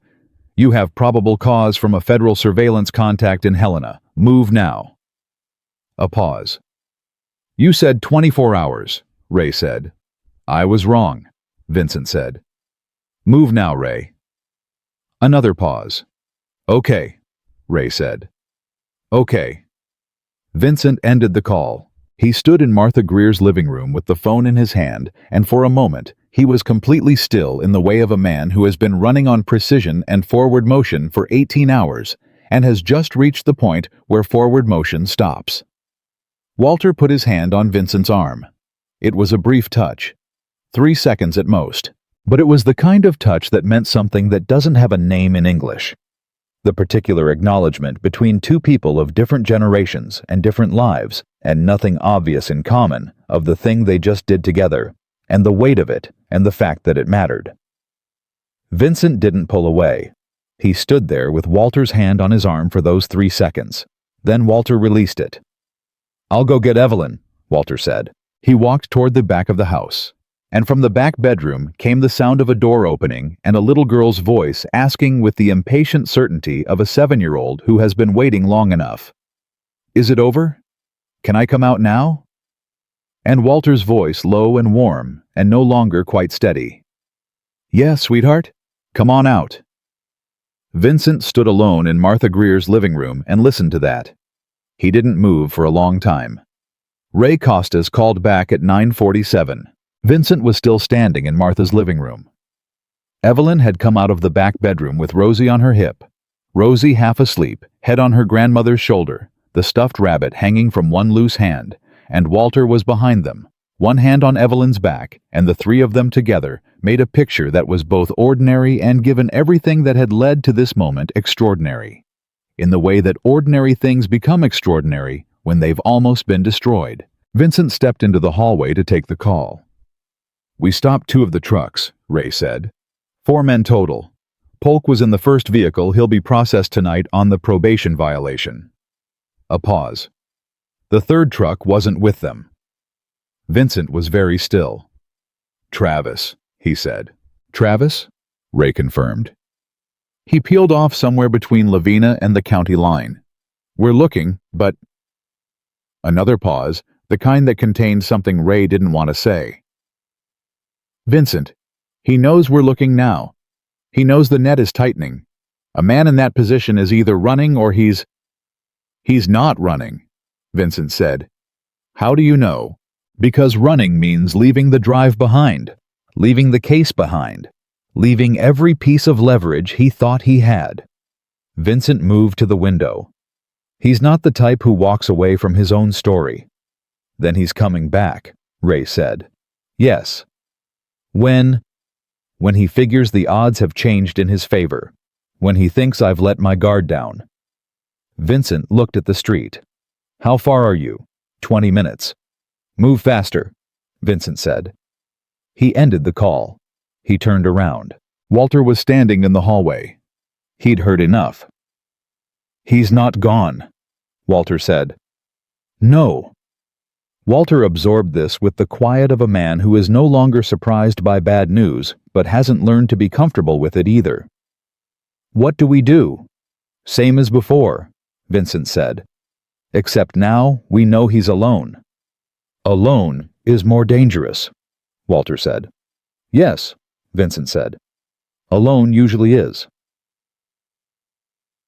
Hector repositioned everyone within 6 minutes, quiet and efficient, the muscle memory of a man who has done this kind of thing enough times that the logistics come automatically, leaving the mind free to focus on the variables. Big Carl and 1 prospect moved to the back of the house. 2 men stayed on the street. Hector took the front room. Vincent stayed near the hallway. He told Martha to take Rosie and go to her own bedroom and lock the door. Martha looked at him once with that same direct assessment she'd given him at the back door hours ago, then nodded once, and did it, which was all he needed from her, and which she seemed to understand. Evelyn refused to go to the back. Evelyn, Walter started. Don't, she said. Short, final.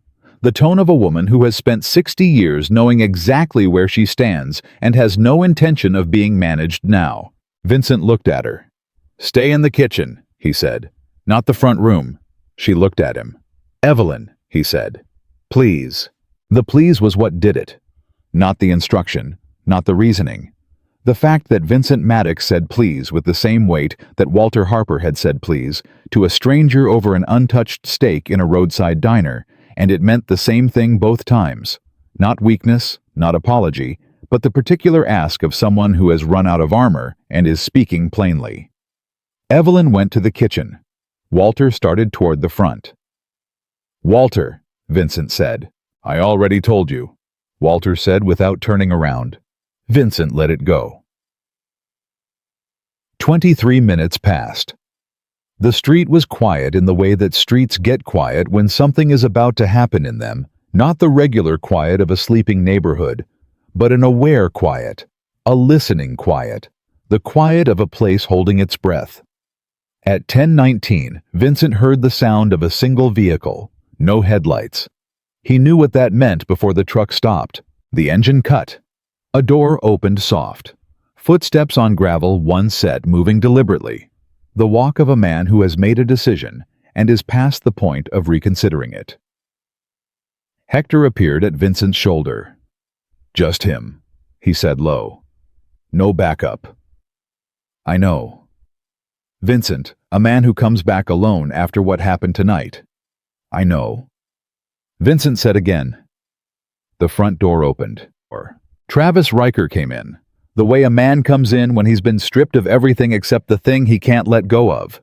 Not composed, not in control, but burning with that specific forward momentum of someone who has decided that whatever happens next is better than what was happening before. He was different from the Travis who'd stood in this room 40 minutes ago. The calculation was gone from his face. The weighing and measuring and adjusting.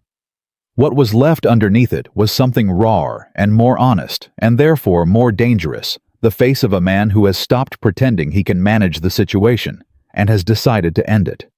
He stopped when he saw Vincent. Where are they? He said. Not a question. Travis, Vincent said. Your men are already in custody. The drive is in Helena. Ray Costas is 20 minutes out. There is nothing left for you to do here. Where are they? Travis said again. This is over. It's not over. The words came out with a force that was almost physical. You don't get to decide that. You walked into this from a diner, and you decided you were going to fix something that was none of your business, and you have no idea. His voice cracked once and steadied. You have no idea what I lost. You have no idea what Emily was, what she... I know she's dead, Vincent said. And I know you helped make the life that killed her. The silence after that was complete. Travis looked at him with the look of a man who has just been handed the truth without any wrapping on it and doesn't know what to do with it in this unprotected form. She would have been fine, he said. If they... He gestured toward the back of the house. If they hadn't interfered. If they hadn't taken Rosie away from me when I was trying to... Travis, Walter said. Walter was in the doorway of the hallway. Travis turned. Walter walked into the room. Emily was not fine, Walter said. His voice was very quiet and very steady. Emily was not fine long before she got sick, and you know that, and I know that. And I think on whatever night you're honest with yourself, you know it too. Travis stared at him. I loved my daughter, Walter said, and she loved that child. And everything she did in the last year of her life, the drive, the documents, the recordings, all of it she did, because she was trying to make sure Rosie would be safe after she was gone. That's what a mother does. That's what a parent does when they love a child. Not this. He gestured at the room, the night, the trucks and the men and all of it. Not this. Something crossed Travis's face. It was brief, almost hidden. But it was there, the flicker of something that might, under very different circumstances and a very different life, have been recognition. The tiny window into a person who is not only what they've become. Then it closed. His hand went to his back. He pulled the gun. The room snapped tight in the way rooms do when a weapon appears. Every person in it recalibrating simultaneously, the atmosphere changing from confrontational to something with much higher stakes and far less room for error. Hector moved. Vincent moved faster. He crossed the distance between himself and Travis in 2 steps and got his hand around Travis's gun hand before the weapon fully cleared, and for a moment the 2 men were locked together. Travis pulling back. Vincent holding both of them, understanding, in the animal language of physical confrontation, that this would resolve in one of 2 ways, and only one of them left everyone in the room still standing. Travis was strong and desperate, which makes a man stronger than strength alone. He drove his elbow back into Vincent's ribs once hard, and Vincent absorbed it without letting go, because letting go was not an option, and because Vincent Maddox had been hit harder than this by people he feared more than this, and had not let go. "Put it down," Vincent said. Travis said nothing, still pulling. Travis, harder now. "Put it down." Hector had his own weapon out, aimed steady, the professional stillness of a man who has done this before and whose hands don't shake. Big Carl appeared in the back doorway. The 2 outside men were at the windows. Travis was surrounded, and he knew it, and he kept pulling. Vincent tightened his grip. He could end this. Every person in the room knew it. In any other situation, any earlier situation, any version of himself from 10 years ago, 5 years ago, he would have. He would have made the calculation that the fastest resolution was the most effective one, and he would have made it without a second thought and gone home. He felt it. The familiar thing rising in him, the cold, efficient certainty that there was a faster way through this, and he was capable of it, and everyone present understood that. His fist tightened. "Vincent." The voice was quiet. Behind him. He didn't take his eyes off Travis. "Vincent." Walter's hand landed on his arm. Not grabbing, not restraining. Just there, the same brief touch as earlier, but this time it stayed. "Don't become like him," Walter said. 3 words, 6 syllables. The weight of them was extraordinary. Vincent stood there with Travis's gun hand in his grip and Walter's hand on his arm, and the 2 of them pulling in opposite directions, not physically, but something more fundamental than that. And for a moment, the room held every version of what could happen next in equal suspension. He felt something shift. Not weakness, not backing down. Something older. Something that had been buried so long he'd forgotten it was still down there, the part of him that had existed before. The first time he'd chosen violence as an answer, before the first time he'd decided that the fastest solution and the right solution were the same thing. The part of him that had watched his father get beaten bloody in a parking lot when Vincent was 14 years old, and had stood there frozen, too small and too scared to do anything. He'd spent 40 years making sure he was never too small or too scared again. He'd spent 40 years making sure nobody would ever do to him or anyone near him what had been done to his father in that parking lot. And somewhere in all of that, protecting and preventing and being the most dangerous man in every room he walked into, he had stopped being able to tell the difference between protection and revenge. Walter's hand on his arm. "Don't become like him." Vincent released Travis's gun hand. He stepped back.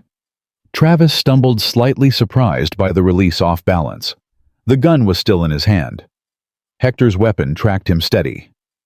"Put it on the table," Vincent said. His voice was even. He had it back under control. "Put it on the table, Travis, and then you're going to sit down. And you're going to tell me what you want." Travis looked at him. "What?" he said. "Tell me what you actually want." Vincent sat down in Martha's kitchen chair with the deliberate weight of a man planting himself somewhere. "Not the legal argument, not the custody filing. What you actually want. Because I don't think it's rosy. I don't think it ever was." Travis was breathing hard. The gun hand dropped slightly. "Put it on the table," Vincent said again. Quieter. Something in Travis's face broke open. Not dramatically. Not explosively. The way things break when the structure finally gives, not with a crash, but with a slow, awful subsidence, the walls coming down in on themselves. He put the gun on the table. He sat down, and for a long moment he said nothing, and the nothing was so full of everything that nobody in the room moved or spoke. "I didn't mean for her to die," Travis said. "I didn't," it came out quietly. Not as an excuse. With the flatness of a statement, a person has been saying to himself for 8 months and has never said out loud, and the first time you say something out loud, it always sounds different than it did inside. Walter sat down across from him. Vincent didn't move. "I know the kind of man I am," Travis said. I know I'm not good. I know what I've done. I know what I put her through." He stopped. "But I didn't mean for her to die." "Meaning for something and causing it are different questions," Walter said. Travis looked at him. "You kept her from getting help," Walter said. "Not out of cruelty, maybe. Maybe out of whatever you call it when a man controls a situation because controlling it is the only way he knows how to be in it. But the effect was the same." "Walter," Vincent said very quietly. "I'm not saying it to punish him," Walter said without taking his eyes off Travis. "I'm saying it because I think he needs to hear it from someone who isn't going to dress it up." He paused. "You're going to spend a long time in a prison cell, Travis. And in a prison cell, a man has time to think. And I'd rather you think about the true version of things than a false one." Travis looked at the table. "Rosie," he said. "Yes," Walter said. "I do." Travis stopped. "She looks like Emily. That's the thing. Every time I've seen her, she looks exactly like Emily at that age. And I can't—" He stopped again. "I can't be near her without it being—" "Then don't be near her," Walter said. "Not now. Not while you're this. If there's a version of you that could be in her life without damaging it, that version has a long way to travel before it gets here." Travis was quiet. "Will you?" he started. "Will I what?" Walter said. "Will you tell her I'm not—" Travis's voice went uneven. "That I'm not only—" Walter looked at him for a long time. "When she's old enough to ask," Walter said. "I'll tell her the truth. All of it. Including this. Including tonight. Including the fact that you put down the gun." He paused. "That counts. Don't let anyone tell you it doesn't." Something passed through Travis's face. It was not redemption. It was not transformation. It was smaller than either of those things and more real, the particular expression of a man who has just been given something he didn't expect to receive and doesn't know what to do with it, and who will carry it with him for a long time before he understands what it is. "Hector," Vincent said. "Here," Hector said. "Give me your phone." Hector handed it over. Vincent set it on the table between himself and Travis' camera facing up. "The drive covers what Emily documented," Vincent said. "It doesn't cover the last 8 months, the civil complaint, the people watching Martha's house, the note with Rosie's photograph, the gun tonight." He looked at Travis. "I need you to say those things on camera. What you did. In your own words." Travis looked at the phone. "That's going to Ray Costas," he said, "and to Carver, and to Sandra Park, and to 2 federal agents in Helena who've been building a case for 14 months. Vincent paused. "What you say right now determines what the next 10 years look like for you. Not in a leverage sense. In a genuine practical, this is how law works sense. You cooperate, you document, you tell the truth on camera right now, you have something to offer. You say nothing. They build the case without your cooperation, and you have nothing." Travis looked at the phone for a long moment. He looked at Walter. He looked at Vincent. "What do you get out of this?" he said to Vincent. "Seriously, you walked into a diner." "I know when I walked into a diner," Vincent said. "But why?" "Because an old man asked for leftovers and said please," Vincent said. And because I was in a position to do something, and I did it. That's the whole story. There's no angle. Travis stared at him. Must be nice, he said, to be that simple. It's not simple, Vincent said. It's a choice. Every single time it's a choice. And most of my life I made it differently. He paused. Turn doesn't have an expiration date. The table was very quiet. Travis looked at the phone one more time. Then he reached out and pressed record himself. He looked at the camera, and he began to talk. He talked for 31 minutes, without interruption, without coaching with the halting and then accelerating and then halting rhythm of a man pulling something up from a place he's been keeping it buried. The civil complaint and its real purpose, the people he'd hired to watch bus stations and flag the Harper's movements, the note with Rosie's photograph, the names of the men who'd helped him tonight and the instructions he'd given them. The nature of his arrangement with the distribution network and Roundup. The two specific instances Emily hadn't known about that Travis apparently needed on some level to say out loud to someone. Hector took notes. Walter sat across from Travis and listened with his hands folded on the table and his face still and open, the expression of a man who has decided to witness something fully rather than look away from it, because looking away would be a kind of dishonesty. Vincent stood in the doorway. He listened. When Travis finished, he sat back in the chair with the expression of someone who has set down something they've been carrying for too long. Not lighter exactly, not free but different, in the particular way a person is different after they've stopped lying even to themselves. Hector stopped the recording. Okay, Hector said. Outside headlights appeared on the street. Ray Costas's department vehicle. Then a second. Then a third. Travis heard the lights through the window. His jaw tightened once, then released. Ray's here, Vincent said. Travis nodded. I'm not going to... He started gesturing toward the door. I know, Vincent said. You're not going anywhere. A silence. Will you... Travis stopped. The recording. The one I just... It'll be heard by the right people, Vincent said. I give you my word. Travis looked at him.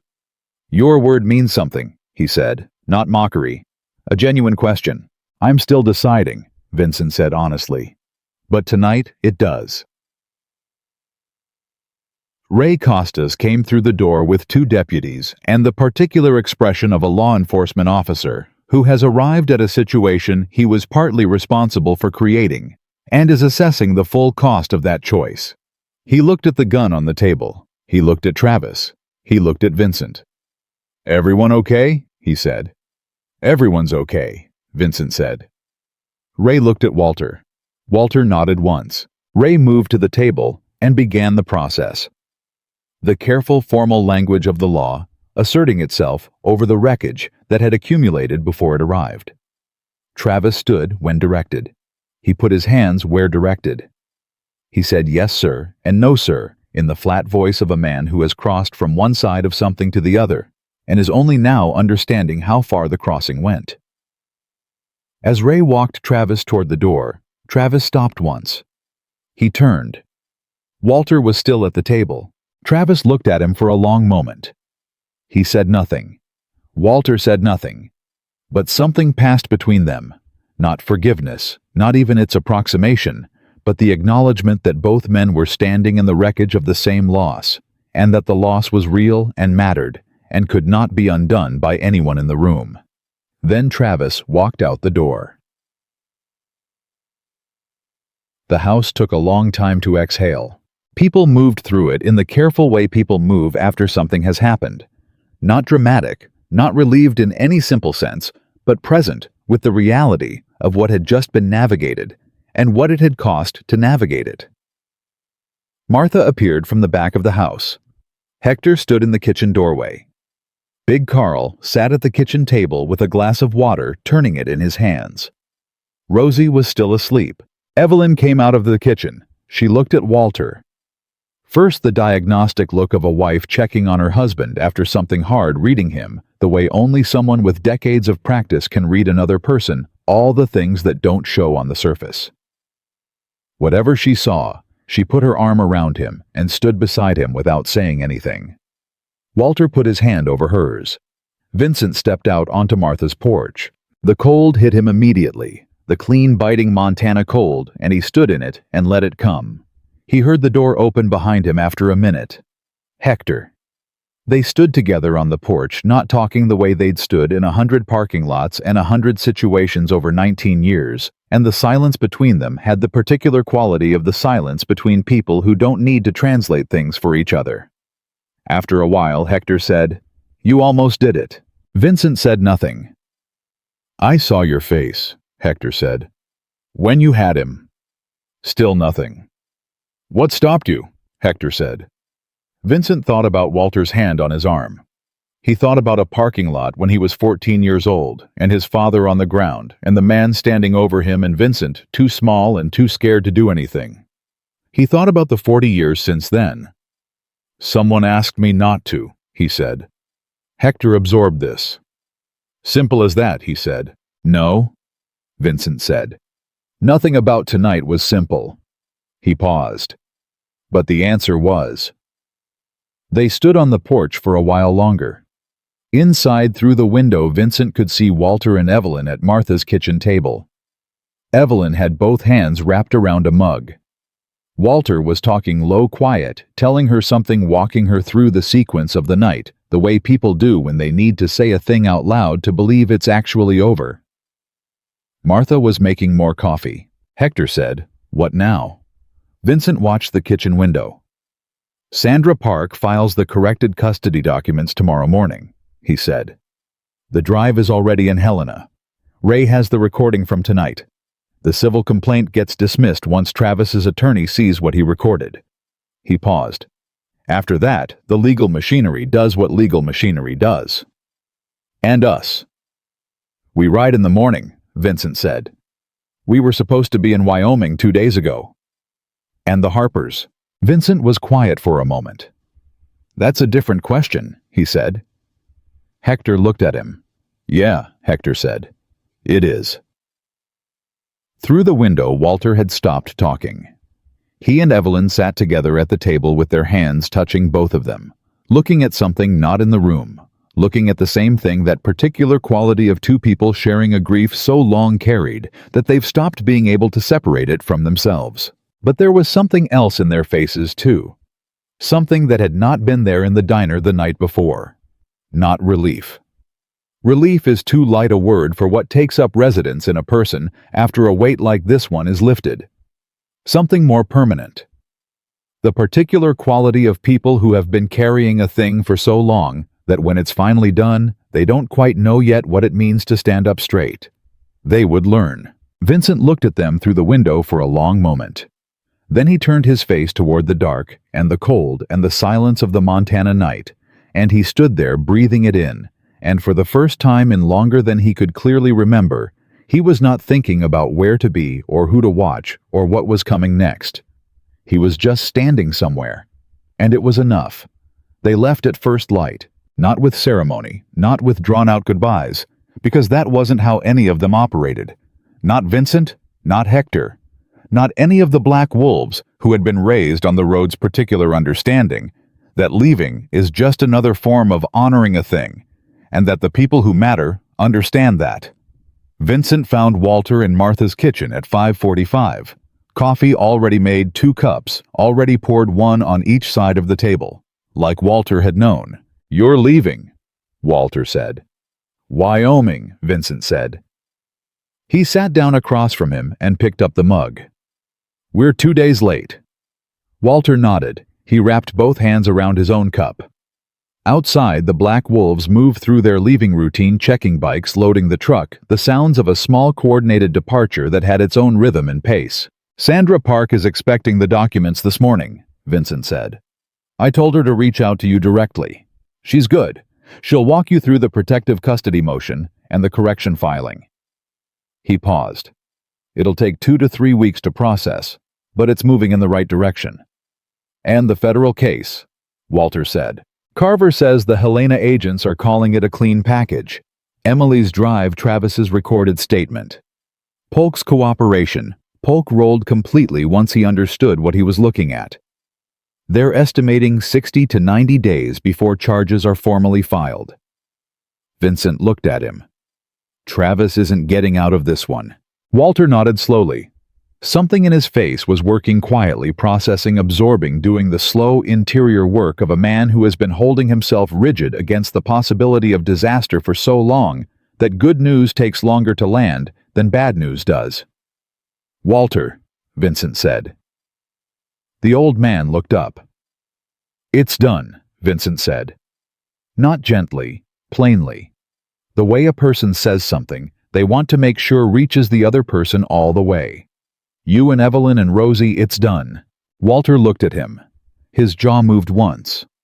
"I know," he said, but his voice broke on the two syllables in the specific way that voices break when a person finally says something true that they've been afraid to say, for fear that saying it would make it false, and then it turns out to be true after all. And the relief of that is more than the body knows what to do with. Vincent sat with him until the coffee was gone. Evelyn was on the front step when Vincent came out. She was looking at the sky, that early pale January blue that comes after a hard night, clean and cold, and holding the particular quality of a world that has survived something and come out the other side, still intact.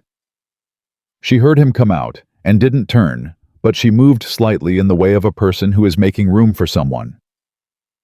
Vincent stood beside her. "She's still asleep," Evelyn said. "Rosie, she'll sleep until 8 at least." "Good," he said. A pause. "She asked about you last night," Evelyn said. "Before she went to sleep, she asked if the man named Vincent was a good guy." Vincent said nothing. "I told her yes," Evelyn said. "A beat." "You hesitated," he said. "No," Evelyn said. "I didn't." She turned and looked at him directly with that same plain, honest gaze she'd had since the diner. "I've been hesitating about things for 8 months. I'm done hesitating." She held his gaze. "You're a good man, Vincent.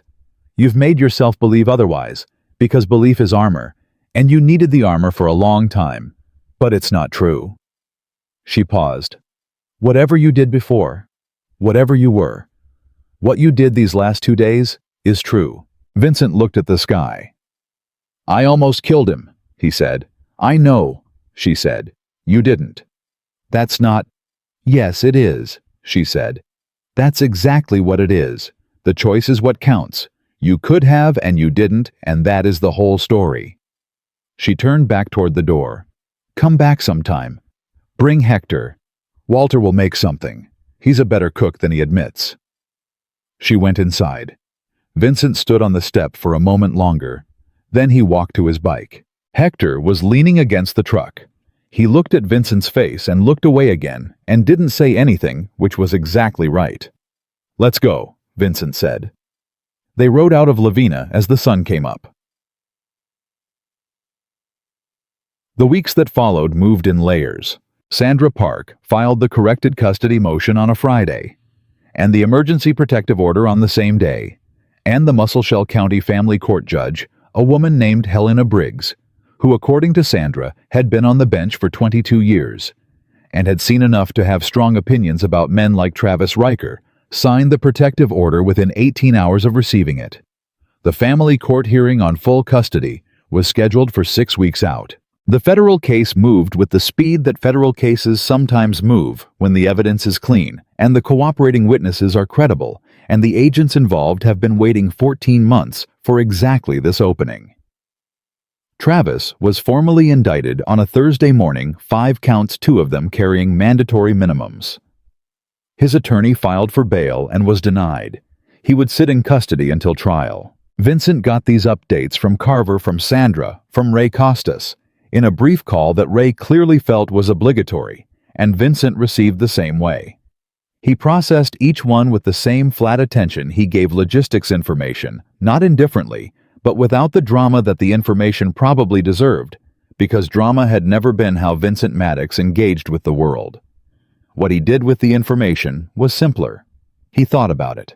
Late at night on the road in motel rooms that all looked like each other. He thought about Walter and Evelyn in whatever temporary space they were occupying while Sandra's filings worked their way through the court system. He thought about Rosie with her rabbit and her house drawing, and the grave 7-year-old seriousness with which she'd asked Big Carl about his tattoo and then immediately gone back to her coloring. He thought about Evelyn's voice. "You're a good man. You've made yourself believe otherwise." He thought about Walter's hand on his arm. He didn't call. He told himself there was no reason to call. The situation was handled. The professionals were handling the remainder. Walter and Evelyn didn't need anything more from him. He believed this for approximately 3 weeks. Then Sandra Park called him not with an update, but with a question. "The Harpers asked me to reach out," she said. "They're asking if you know of any housing options near the Billings area. They need something permanent they can't keep moving, especially with Rosie starting a new school. They need to establish residency for the custody finalization anyway." "I know some people in Billings," Vincent said. "I figured," Sandra said with the tone of a woman who has stopped being surprised by the scope of certain people's networks. "I'll make some calls," he said. "There's something else," Sandra said. "From Walter specifically." A pause. "He said to tell you, and I'm quoting, 'The loan repayment terms are whatever he says they are, but we're starting the tab.'" Vincent didn't say anything for a moment. "Tell him the tab is 0, he said. "He'll argue with that," Sandra said. "I know," Vincent said. "Tell him anyway." The apartment came through a contact in Billings, a small, clean 2-bedroom in a senior housing complex on the south side of the city, first-floor unit garden space behind it that Evelyn had been told about before she'd agreed to see it, and which had apparently been the deciding factor. The anonymity of the funding arrangement was handled through 3 intermediaries, which was more layers than it needed, but which was how Vincent preferred to do things when he preferred that the right hand not know what the left hand was doing. He did not go to the apartment. He told himself he was in Wyoming, then Colorado, then back in Montana. The road had its own logic, and the club had business, and there was no reason to drive to Billings specifically. He drove to Billings on a Saturday morning in March. Not to the apartment. To Harlow's roadside diner off Highway 87. He didn't know why until he was already sitting in the corner booth, the same booth with a mug of black coffee that Darla had put in front of him before he'd ordered it, because apparently his order was now a known quantity in this particular establishment. He sat there for an hour. He ordered the ribeye and ate it this time. He left a tip that made Darla stop and look at the bills twice. He was pulling his jacket back on to leave when he heard the door. He knew the sound of Walter Harper's walk before he turned around. He'd heard it enough in Martha's house, that particular careful gait, the weight distributed with the attention of someone managing old knees, but covering ground steadily, the walk of a man who has gotten from one place to another under his own power for nearly 80 years and intends to keep doing so. He turned. Walter stood 3 feet inside the door. He was wearing the army coat. His hat was in his hands. Behind him, Evelyn. Behind Evelyn, holding her grandmother's hand and examining the diner with the frank, evaluating look of a child assessing a new environment. Rosie. Walter looked at Vincent. The 2 men looked at each other across the diner. "Sandra told me," Vincent said. "Sandra tells me things too," Walter said. "She told me an anonymous donor covered the first year of our apartment. She told me the donor didn't want to be named." He held Vincent's gaze. "She's a good attorney, Sandra. Very discreet." "I don't know what you're talking about," Vincent said. "Of course not," Walter said. A pause. "You drove 2 hours to eat alone at a diner on a Saturday," Walter said. Not an accusation. A plain statement of something they both knew. "I was in the area," Vincent said. "Vincent," Walter said. Vincent said nothing. "Sit back down," Walter said. They ate for 2 hours. They ate for game. Darla brought the ribeye back and brought chicken for Evelyn and a grilled cheese that Rosie negotiated for with the seriousness of a diplomat and the absolute confidence of a child who knows she's going to win. Walter had the beef stew and talked between bites about the apartment. Evelyn's garden plans the school Rosie would start in 2 weeks, the family court date confirmed for the following month. A neighbor in the complex named Gerald, who Walter had already beaten twice at chess and was preparing to beat a third time. He talked the way a man talks when he has been compressed by months of silence and careful movement, and the constant management of fear, and has finally arrived in a place where he can expand back to his natural size. He was funny. That was the thing Vincent hadn't fully clocked in the diner that first night because the circumstances hadn't allowed for it. Walter Harper was genuinely dryly, unexpectedly funny. He told a story about the car breaking down that had Hector, who had driven up that morning from the club's Wyoming base, on a pretext that fooled no one, laughing hard enough to put his fork down. Evelyn watched Walter tell stories with the expression of a woman who has heard them all before and loves every one of them. Rosie ate her grilled cheese and colored on the paper placemat with crayons Darla had produced from behind the counter without being asked, and periodically interrupted Walter to correct details she'd apparently heard enough times to have the authoritative version memorized, which made Walter revise the story with great seriousness, and then quietly revert to his original version the moment she returned to her drawing. Vincent sat across from them and drank his coffee and said less than anyone else at the table, and was more present than he'd been anywhere in years. Near the end of the meal, Rosie looked up from her placemat and pushed it across the table toward Vincent. He looked down at it. She'd drawn a house. The same house from Martha's kitchen, the one with the garden for Grandma. But this one had more figures in front of it. A tall man and a woman holding hands. An old man and an old woman. A little girl with dark hair. And in the corner of the drawing, slightly apart from the group, but clearly present, clearly included a large figure on a motorcycle. Vincent looked at the drawing for a long moment. "Is that supposed to be me?" he said. Rosie looked at him with the full weight of 7 years of opinion. "Obviously," she said, and went back to drawing. Hector from across the table pressed his lips together very carefully and looked at the ceiling. The family court hearing took 4 hours. Sandra Park was precise and thorough in the way that only comes from people who care about winning for the right reasons and prepare accordingly. The corrected custody documentation was accepted without objection. The protective custody motion was granted.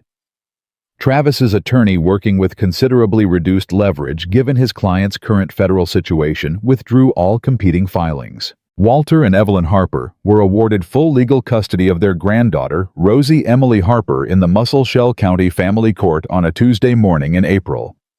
Sandra called Vincent while he was on the highway somewhere between Billings and Roundup. "Done," she said. He pulled over.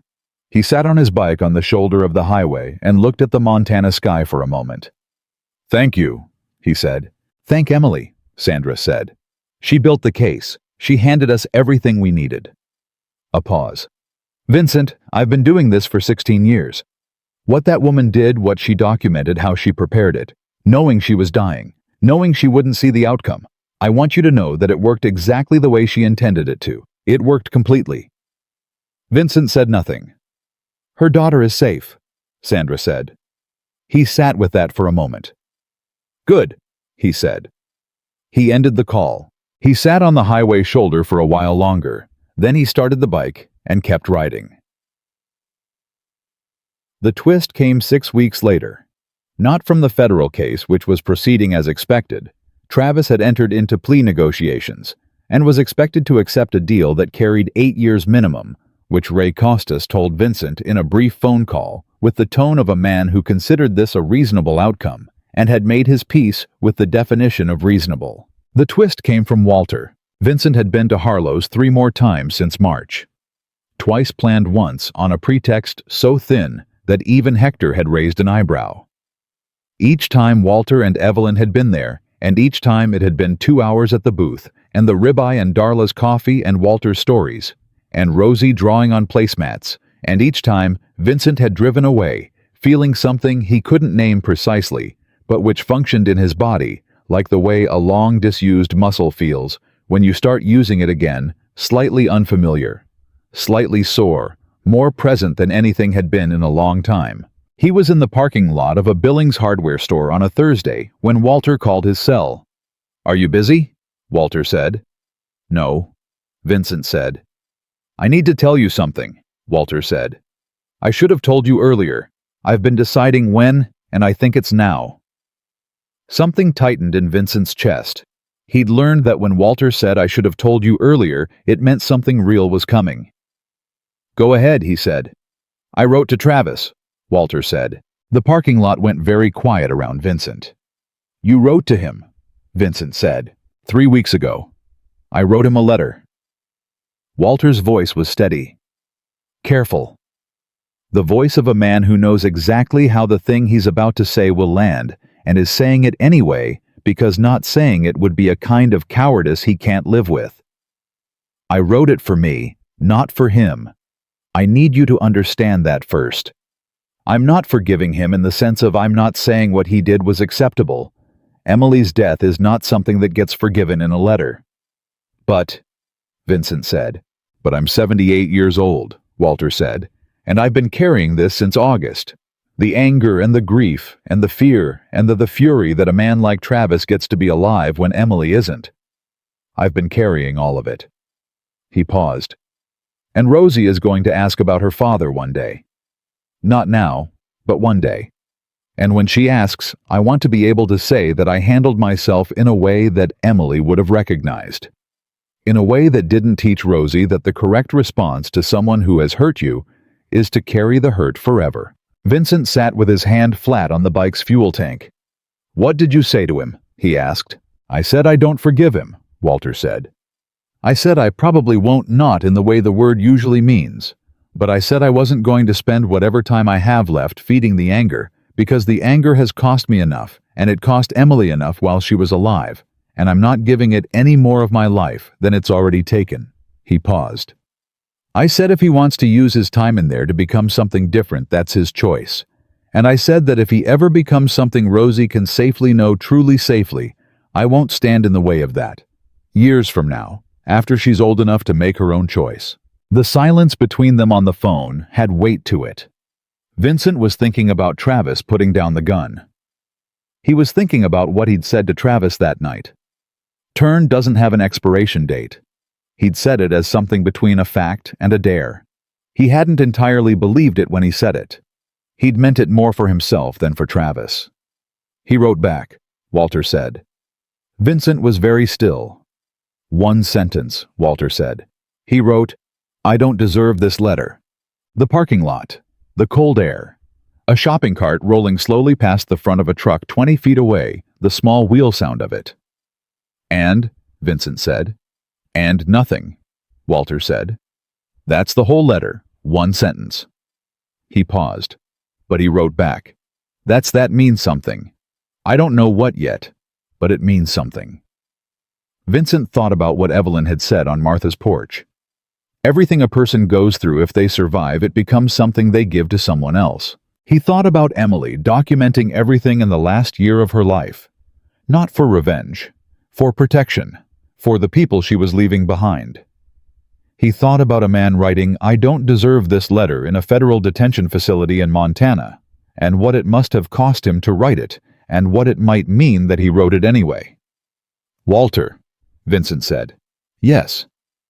Why are you telling me this? A long pause. Because you stood in that room and you had every reason and every ability to make a different choice, Walter said.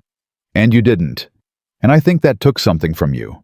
Something you'd built up for a long time. Something you'd needed, something that kept you safe in ways you'll have to figure out other ways to manage now. He paused. I think you deserve to know that it mattered. That it made something possible that wouldn't have been possible otherwise. Another pause. I think Emily would have said the same thing. She believed that mercy doesn't travel in one direction. That every time it happens, it opens something that stays open. Vincent looked at the Montana sky through the truck window. He thought about his father's face. He thought about the parking lot when he was 14.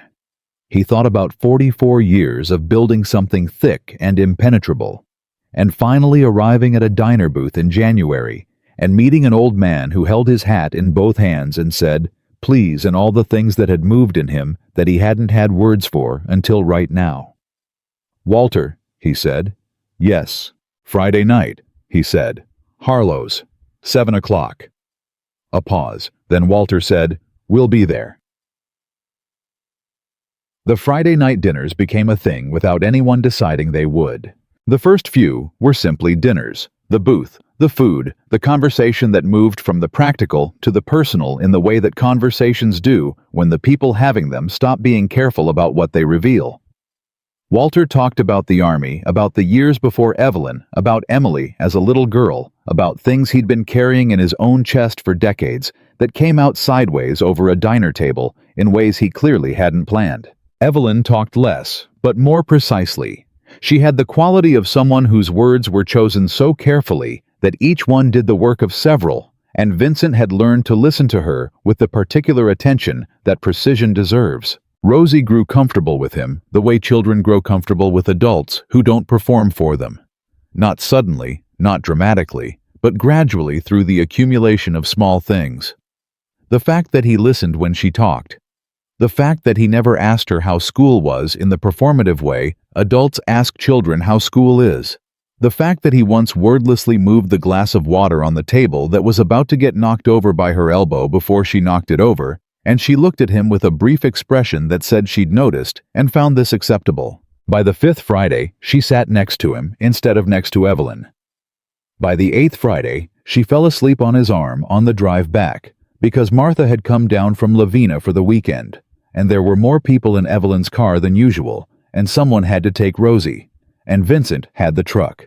He drove very carefully for 40 minutes, with a 7-year-old asleep on his arm, and he did not wake her up, and when he carried her inside and laid her in her bed, and Walter stood in the doorway watching, neither of them said anything about it at all. It didn't need to be said. Travis Riker accepted his plea agreement on a Thursday in June.